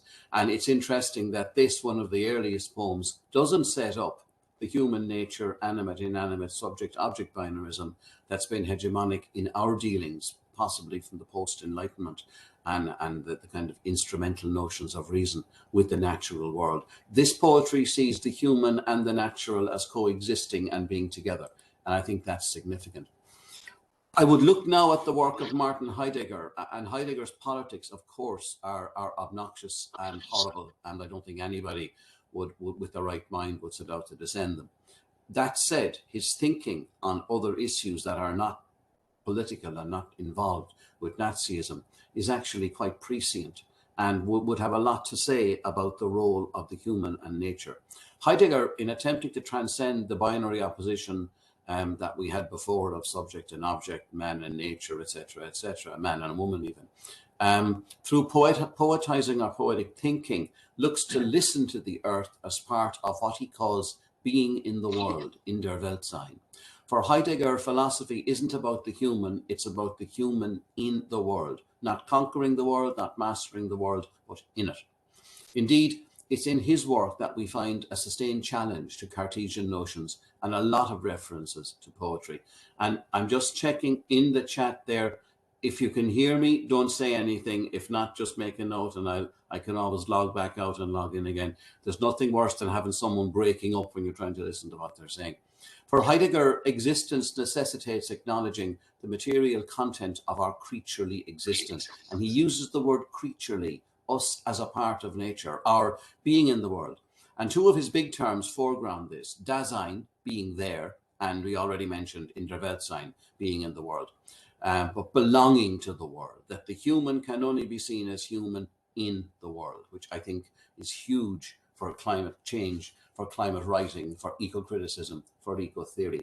And he sees four elements combining everything: the earth, the sky, divinities, and mortals, and he calls that the fourfold. And again, that's very close to the kind of the writings of the Anthropocene, the writings of eco-theory, that we are part of the world, we are not meant to dominate the world. And when we look in front of a tree or a blossom, Heidegger says, no representation can possibly acknowledge the full significance of smells, sighs, rustles, the dappled light, the patter of branches, the multitude of leaves and petals, and so on. And that poem written about the trees and about nature really reminded me of this slide. Nor does representation, especially in its form of calculating rationality, begin to approach the process of thinking. And Heidegger wants to direct our attention to the emergence of thinking before the categorization of what presents itself to our view as named by language. He talks about the treeness of the tree, the poetic apprehension of perfumed blossom, mulchy soil, oxygenated air, that's lost in linguistic representation, but is captured, I think, and I'm sure a lot of you here would agree with me, in poetry, which actually gets the physical, somatic, sensory nature of language. I know we're talking about an Indian context, and it might seem strange to talk about old Irish poetry. There are huge connections between Ireland and India at constitutional level, because your constitution was based on ours. We're both post-colonial countries. We both have an ongoing history with Britain. And I think, as well as that, one of our great poets, William Butler Yeats, not widely known, but his first 3 poems in his collected poems were all about India. So he saw a huge connection between the two cultures. One of our most famous old Irish, and this would be Irish language, nature lyrics was Willa Hivna, story of Mad Sweeney, the tale of a petty king from 7th century Ulster who was cursed by a saint, was transformed by the shock of a battle into a demented bird-like creature, and was doomed to live an outcast life in the trees. So quite a magical story. Seamus Heaney makes the point that it is in the interactions with nature that Sweeney found the desire to offer a translation of the piece. It was the bareness, says Heaney, and durability of the writing here, its double note of relish and penitence, that first tempted me to try my hand at it. So it's about a guy who was a king, who upset a saint. The saint cursed him and turned him into a bird. And from being a king who lived indoors in the cities, in palaces, he now ended up as a creature flying from tree to tree. And poetry in the Irish language, and I'm pretty sure poetry in most ancient languages, always has an intimate connection with nature. And being turned into a bird would certainly make one acutely aware of nature at a felt level. So having been dispossessed of all his human power, Sweeney had to live like a bird and espouse the role of animal nature. Interestingly, because we live in Ireland and not in India, the word cold occurs 21 times in this short poem, because Ireland in winter is a cold place. As Sweeney becomes acclimatized to his new shape and his new relationship with nature. And I'll quote a stanza. A long time he went faring all through Ireland, poking his way into hard rocky clefts, shouldering through ivy bushes, unsettling falls of pebbles in narrow defiles and wading estuaries. And it's the physicality of poking, shouldering, unsettling, faring, the physical banging up against nature is what this poem gives you. It's really only when one is removed from the human and cultural distance from nature that its realities are unveiled in an experiential manner. And just as Heidegger talks about the treeness of the tree, Heaney and Sweeney are giving us, if you like, this kind of idea of unmediated nature, and both the sense of loss of his own humanity, but also the joy in nature. And it's interesting that Sweeney as king was very much distant from nature. We hear of the shimmer of silk, his satin girdle around him, while his tunic was crimson close woven, bordered in gemstones and gold. So we have somebody who is taking stuff from nature and making satin and silk and crimson and gemstones and gold. And now he's a bird enmeshed in the natural world, able to take nothing and listening to its sounds in a Heideggerian manner. Heidegger would see this as an example of what he would call healthful thinking, which involves acting in accordance with nature and listening to it. And the Heaney poem is so close to that. In this sense, his individual climate crisis, Sweeney's, was a very real one, which left him exposed to a traumatic change in his world and to his place in it. Older poetry was replete with images of nature. There's another Irish poem called Kilcash. It refers to an estate in Clonmel, County Tipperary, the home of the Butler family. The poem refers to the early 1800s when colonization was in full cry, and the woods around this great estate were cut down, legend has it, to make planks for ships, to make ships for the British Navy. And this poem, Kilcash, is a lament for the fall of the Irish family, but particularly for the fall of the forests. The sense of a world physically transformed is clear in the bare, stark question with which the poem begins. And I'll give it to you in Irish just to give you the sound of it, and then I'll translate it. Cad a dhéanamid fasta gan aimid tá deireadh na gaolta lár. Now what will we do for timber when the last of the woods is laid low? And what you're expecting here is an anti-colonialist poem. These guys came over, they took our homes, they took our forests, they left us in a bare, parched, desert-like place, and it's all to do with the hated English. We'll be surprised it doesn't happen. Instead, what we get here is an implied connection between the levelling of the woods and the political fall of the Catholic aristocracy and the Irish aristocracy. Natural images of loss and waste are used in synecdoche to symbolise what's been lost politically. And we'd expect that in these poems. There's a whole genre of poems in the 17th and 18th century in Ireland blaming colonisation for all of our woes. But eco-poetically speaking, what's really interesting in this poem is that it's the loss of the natural world that is particularly important.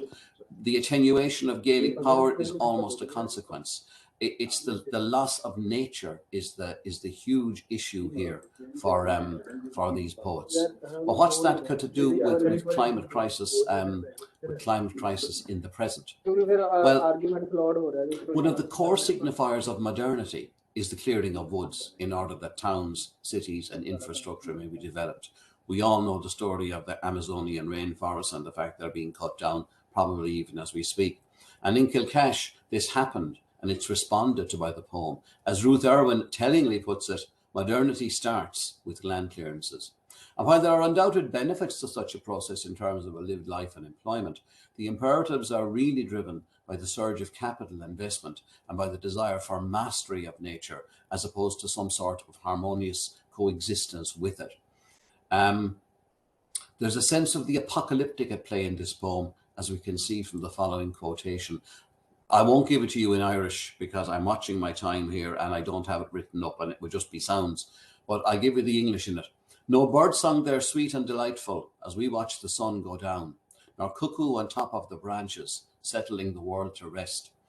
A mist of the boughs is descending, neither daylight nor sun can clear. A stain from the sky is descending, and the waters receding away. The translation was done by one of our finest poets, Thomas Kinsella, and I think what he's done is he's taken the Irish poem, which has a lovely rhythm. Ní ceol bin milish na nénaun le hawar con leia doluing, nor cuacan I maran na ngégaun, or sa chuirhig an chwail con suan. He's taken that and tried to put it into English, which is nice. 4 of the lines in Irish end in the word A-N-N, aun, which means there. So the there-ness of the place, and we're back to Heidegger and his treeness of the tree, the there-ness of the place is really being stressed. The translation attempts to mirror the strong rhythm of the Irish language version. And many Irish poems, as I say, place the blame on colonists. But here, the blame isn't political, it's environmental. It's apocalyptic. A stain from the sky is descending. That's a beautiful image. It's the passive voice. It's as if there's a great big dark stain coming down from the sky. And in the earlier line, it has a mist on the boughs is descending, neither daylight nor sun can clear. A stain from the sky is descending. And that repetition of descending gives us the fact that this is an apocalyptic crisis that changes our relationship to nature. And this is back in the 1800s, well before the mechanization and technologization that we see and we associate with climate change and with, with the ozone layer and with the climates changing and the heating up of the planet. Even at that stage, there was a sense that what was happening here was apocalyptic in terms of our relationship with the natural world in which we live. For such poets as for Heidegger, being in a true sense isn't just the human being, but being in a constellation of the mountains, the sea, the forest, the sky, God. And That's what's being lamented in this poem. And it strikes me, and I would imagine, though I haven't done the research in it, but it strikes me that if you look at old Indian literature, you're going to find very much the same thing. I mentioned the word aun, the there-ness. It's the changed, deformed nature of the there-ness of the place, the woods of Kilcash, that's being foregrounded as through the repetition. What's being described is an event that is transhuman as well as colonial. The mist, which is neither daylight nor sun, can't be cleared. And there appears to be a darkness and blight on the land, a darkness over which there is no control, a stain from the sky. And the use of the present tense and the passive voice really enunciates the felt power of the event and the helplessness of any response. It's present, it's ongoing, and it affects all forms of life, and the waters receding away.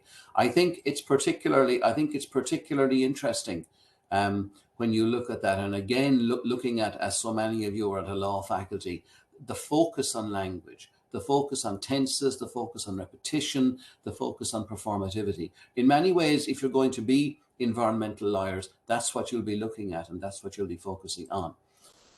The sense of powerlessness and hopelessness in these lines chimes with some of the more overt responses to the climate change in our time. And indeed, a stain from the sky is descending could well be the epigraph of the Anthropocene era. The connection between language, being, and sky is again proleptic of Heidegger, who's made the connection, as he says, language is the language of being, as clouds are the clouds of the sky. And the stain that is descending changes our being, our human being, in the world which we share with everything else. When this world is one in the grip of climate crisis, then the mind needs to be aware of this and to express it in an appropriate form. The discourse of science can offer the mensurational, data-driven and research-oriented accounts of the climate crisis, and they're necessary. But the contention of this paper is that poetic thinking and writing have long been associated with a critique of the relationship between language, humans, and nature, as opposed to a purely instrumental one. Poetry sees language, nature, and the human as enmeshed together, which is in a way which is intersubjective, and which in so many of our poems, which anthropomorphize nature, gives it an animation, a life that makes understanding it, I think, easier. It is language working at a syncretic level of sound, syntax, meaning, and implication. And it attempts to show us aspects of our world and that the more normative discourses of prose and social commentary can't get. There is a sense that poetry shouldn't attempt to encompass all meanings or dominate its referent. Rather, here, the sense is that poetry is part of that interconnection of what Heidegger calls the fourfold, and an awareness of the fact that it can function best by focusing on the particular as opposed to the general. And as I come to the end, just to make the point, it's the role of poetry to offer a felt sense of what is happening, a sense we all need to be emotionally and viscerally aware of this crisis and not avoid it through denial and displacement. On an individual level, changes in attitude to the world around us are possible. And perhaps the role of poetry is to provide a hope that this can happen, but also an awareness that a stain from the sky is descending, and it's the role of all of us to address this at a personal, societal, and institutional level. The philosopher and poet Simon Critchley has a point to make about poetry, and I'll finish with that. And I quote him. He says, "The poet finds words for these things which are not the revelations of religious belief, not the hymns singing of high heaven, but the more precious portents of our powers, of imagination's beam, reordering the order in which we find the world in its own small way." Thank you.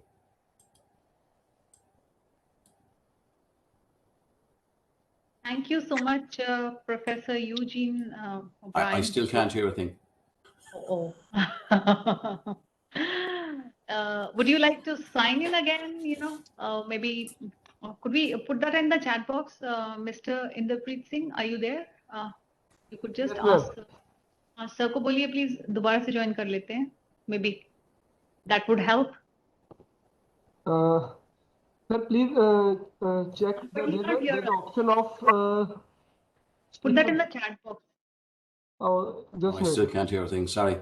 Yeah, he cannot hear us, so that you can put that in the chat. Thank you so much. Thank you so much. You keep going. I'll log out and I'll come back in again, and I might be able to hear you then. Yes. Thank you so much. Thank you. So, yes. Navleen, I can say something? Yes, sure, ma'am, sure. Okay, Dr. Eugene, it was really wonderful and another treat for the scholars of environmental literature. It was really wonderful. It was really something new for me to hear this kind about this analysis of eco-linguistics. I don't know whether this much is being done in the field of research or not. Sociolinguistics, psycholinguistics, other kinds of linguistic analysis, they have been going on, stylistic analysis. And this kind of poetics about eco-linguistic analysis, whether it is available or not, kindly enlighten us about it. If there are a few theoretical books available, kindly give the information to Navleen. I'll take the information from her. And again, it adds to the pedagogy for eco-criticism and the way you have shown the relationship between climate change in the climate word, and changing words through Irish poetry. That is really wonderful, a new kind of thing. But I have one problem, or rather, it has been a problem for me because when you are talking about Irish literature, or for that matter, we talk about literature written in Indian languages, vernaculars, and literature is translated into other languages, say into English here, whether the translator is able to transfer the same ethos, same feeling through the language, translated language, that is also always a problem. So how to solve it? The kind of feeling that is packed in the original language and the feeling, can that be transferred as such by the translator? If the translator is like Rabindranath Tagore, or the writer who translates himself into other language, writes in the original language, then the issue can be different. These are some of the issues. They will certainly come to this kind of eco-linguistic analysis of translated text. But your paper and your scholarly inputs, they have certainly added another dimension to this conference. I was looking at the titles of the papers in the schedule provided, and I have not found any title pertaining to this eco-linguistic kind of analysis of any text. There are so many. So in future, if some scholars can take up, and I will certainly now take up some research scholar who struggles with this area of eco-linguistics, provided you provide us some theoretical books. This is really wonderful. And I don't know, congratulations again to Dr. Eugene. Now you will wind up, or I should talk about the concluding remarks? Could I please request you to mute yourself? Thank you so much, sir. Professor Eugene, can you hear us now? Now you can hear us. Unmute yourself. Dr. Eugene. Thank you. Oh, thank you so much. So I would just like to bring to your attention, Dr. Keshavnath, could you please mute? Dr. Keshavnath, thank you for joining us. Thank you. Professor Tejinder, was richly complimenting your scholarly presentation, and we really stand enriched because you open up new avenues in eco-linguistics, and ma'am has requested if you could share certain titles of say books which we can use or rely upon and guide our students of research to explore this vast avenue of eco-linguistics. I'd love to do that. Yeah, very Thank you so much. Thank you. Read them ourselves, theoretical inputs, we'll read them ourselves and then guide our scholars. This is a new area. Yeah, great. I'd love to do that. Thank you. Ma'am really was complimenting, and she said that you have added a new dimension, because none of the papers that we have received, any of the paper is talking about ecolinguistics. And this gratifies me a lot that I really asked you and you accepted our invite, and we stand enlightened by in this process. And also, ma'am has wanted to know from you, since you were doing a translation, and thank you so much, sir, for keeping to the times. I know being on a hybrid mode, we are going 15 to 20 minutes behind the schedule, but I hope everyone can understand. Thank you everyone for your patience, all the plenary speakers, the guests, the participants, and the chairs of the coming next technical sessions. She just wanted to know whether the ethos or the essence of the poetry that you were talking about, which when we translate, how does, is it an easy process, or there is some kind of a transformation or some kind of a loss or an addition that takes place in the process? That's a really good question. Normally, translate the Irish language, which we know and which we're taught in school. Most of us don't speak it very well. So the old Irish poetry has a terribly strong rhythm. You could hear it in one of the things, called a Yenham made fastag on I'm. It's very sing-song. That poem was translated by Thomas Kilsella, who's a really fine Irish poet who writes in English.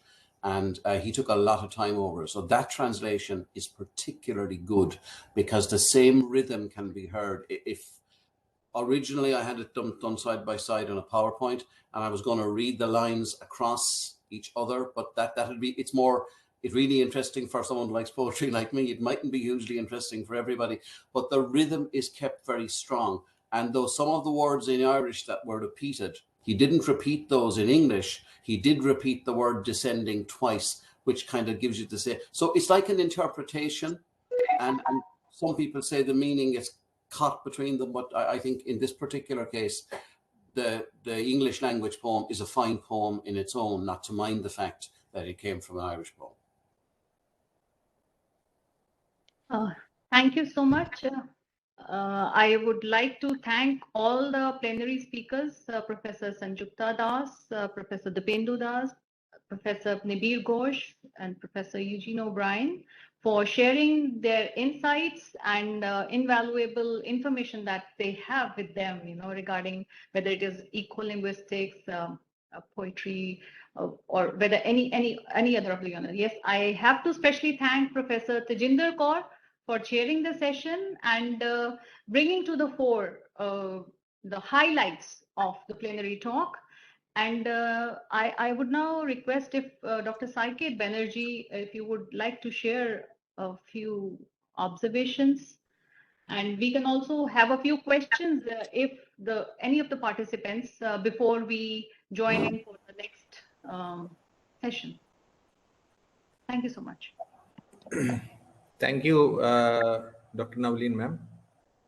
I was, in fact, enjoying the enriching lectures, and as Tejinder ma'am has rightly pointed out, that eco-linguistics is an area which is not that much explored in Indian academia, and I was, I must confess that I was really fortunate to witness the deliberation of Professor Eugene and the way he presented, which of course lays this area bare open for all the academicians and the research scholars in India to explore. And the discussion that was taking place between Tejinder ma'am and Professor Eugene, of course, is something that I will also look forward and explore that particular area. All in all, so far, we are doing very good, and I think the lectures so far has been very enriching. Not to mention Sanjukta ma'am and Nabir Ghosh, the stalwarts in the field of Indian academia. We are all privileged and spellbound by the deliberations, and I was going through. I was a part of Sanjukta ma'am's lecture as well. Nibir Ghosh sir's beginning I was part, middle I had to leave because of something.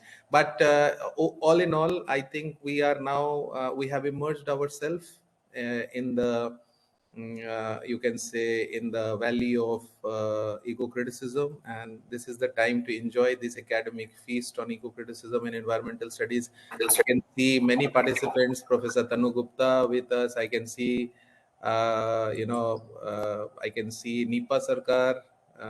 I must congratulate our MC of the day, Nama Bose. She did a very good job. All in all, ma'am, I can conclude that this hybrid mode, although there are technical problems, but yes, this hybrid mode is so far running very smooth, and we are immersed in the, in enjoying the field of environmental studies, and that's why we have all gathered today. So thank you very much. Thank you so much, Dr. Saket Banerjee, for your observations and comments, and also that you made sure that your students, postgraduate students, attend the conference. And I think in one way or the other, everyone is going to get benefited out of it. Sapna, Ma'am Sapna, could I please request you to mute yourself, because I see that you are unmuted, because we did not wanted this to be a technological, say, kind of a cap on anything. Therefore, our IT had open-endedly, given everyone a voice. Nobody has been muted from our end. So kindly, if at all, while joining, you are unmute, please do that so that there is no disturbance problem. And yes, I have to thank all the speakers of the plenary talk. And yes, if at all there are any questions, you could, any of the participants. Sahil has a question for Sanjukta ma'am. Sahil, could you unmute yourself and ask the question? He writes, how to see the theory of eco-criticism and its tenets in the near future, or in an age of increasing apprehensions about environment or after pandemics like COVID-19. Professor Sanjukta Dasgupta.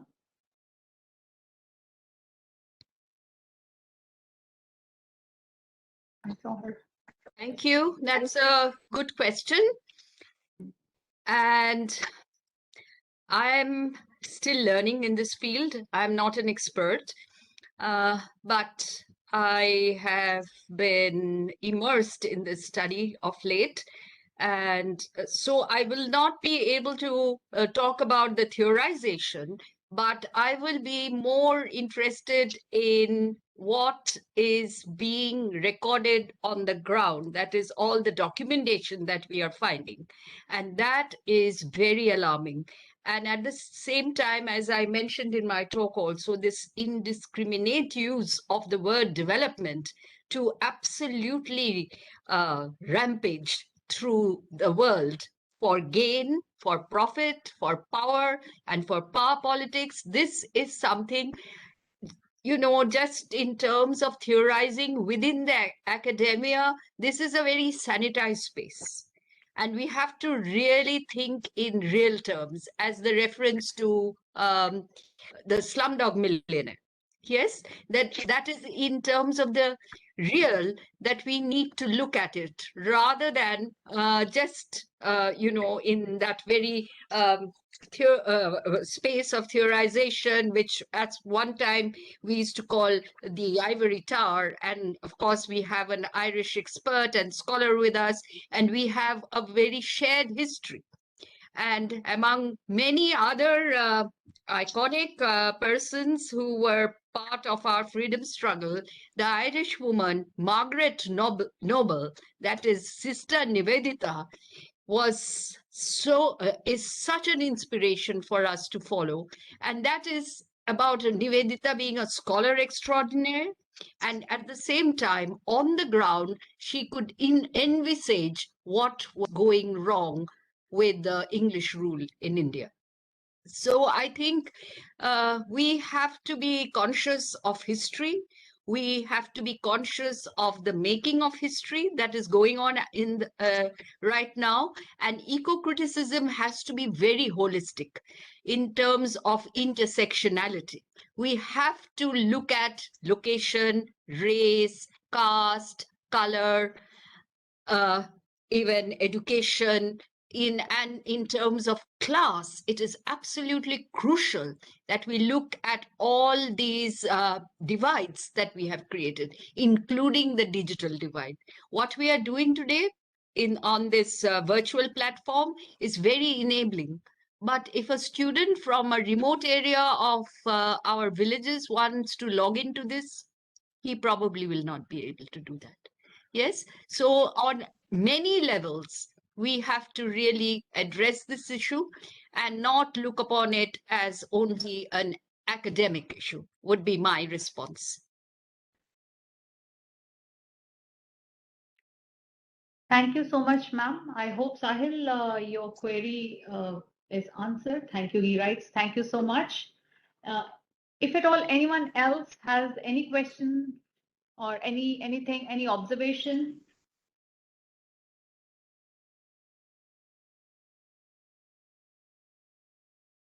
We can also have any observation from the plenary speakers. I know they have already spoken, and but still, if something, new.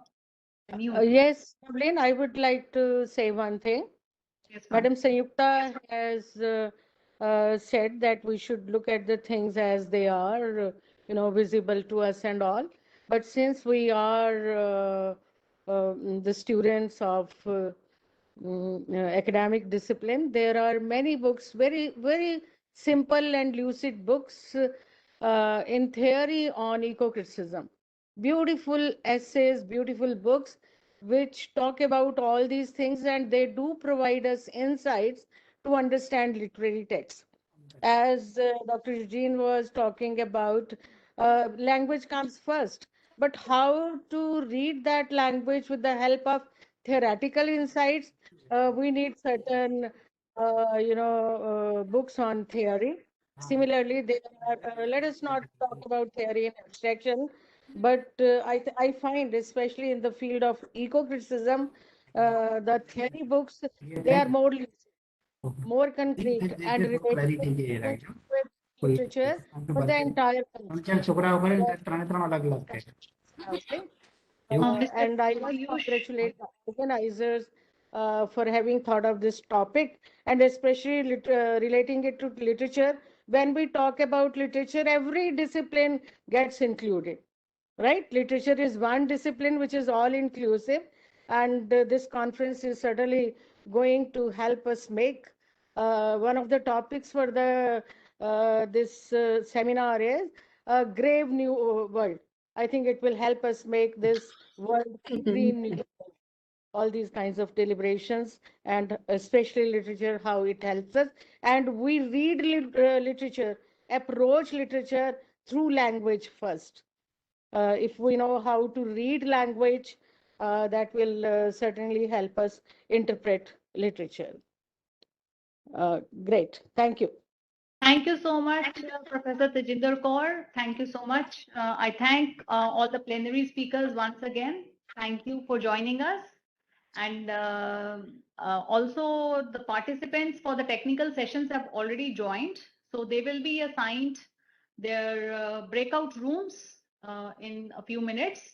So they can go to their respective breakout sessions as specified in the schedule. And had we you on campus, we would have loved to have lunch with you. It would have been a good thing. But let's hope. Yes, I did write to Professor Sanjukta. Yes, we would love to host you here in Patiala. Thank you so much. Next Thank you so much. Yeah, this time you're letting us off with food for thought. Oh yeah, you're right. You're right. You're right, ma'am. So thank you, Professor Eugene. Thank you. Thank you so much, ma'am. Thank you. Thank you. Thanks, everybody, every speaker, and all the participants. Thank you, Professor Tejinder. Thank you. Thank you, Professor Ghosh. Thank you, Dr. Saket Banerjee. Thank you, Nibir da. Thank you. Thank you all. Khub bhalo laglo. That is the Bengali speech. Okay, bye. Bye-bye. Bye-bye. Thank you.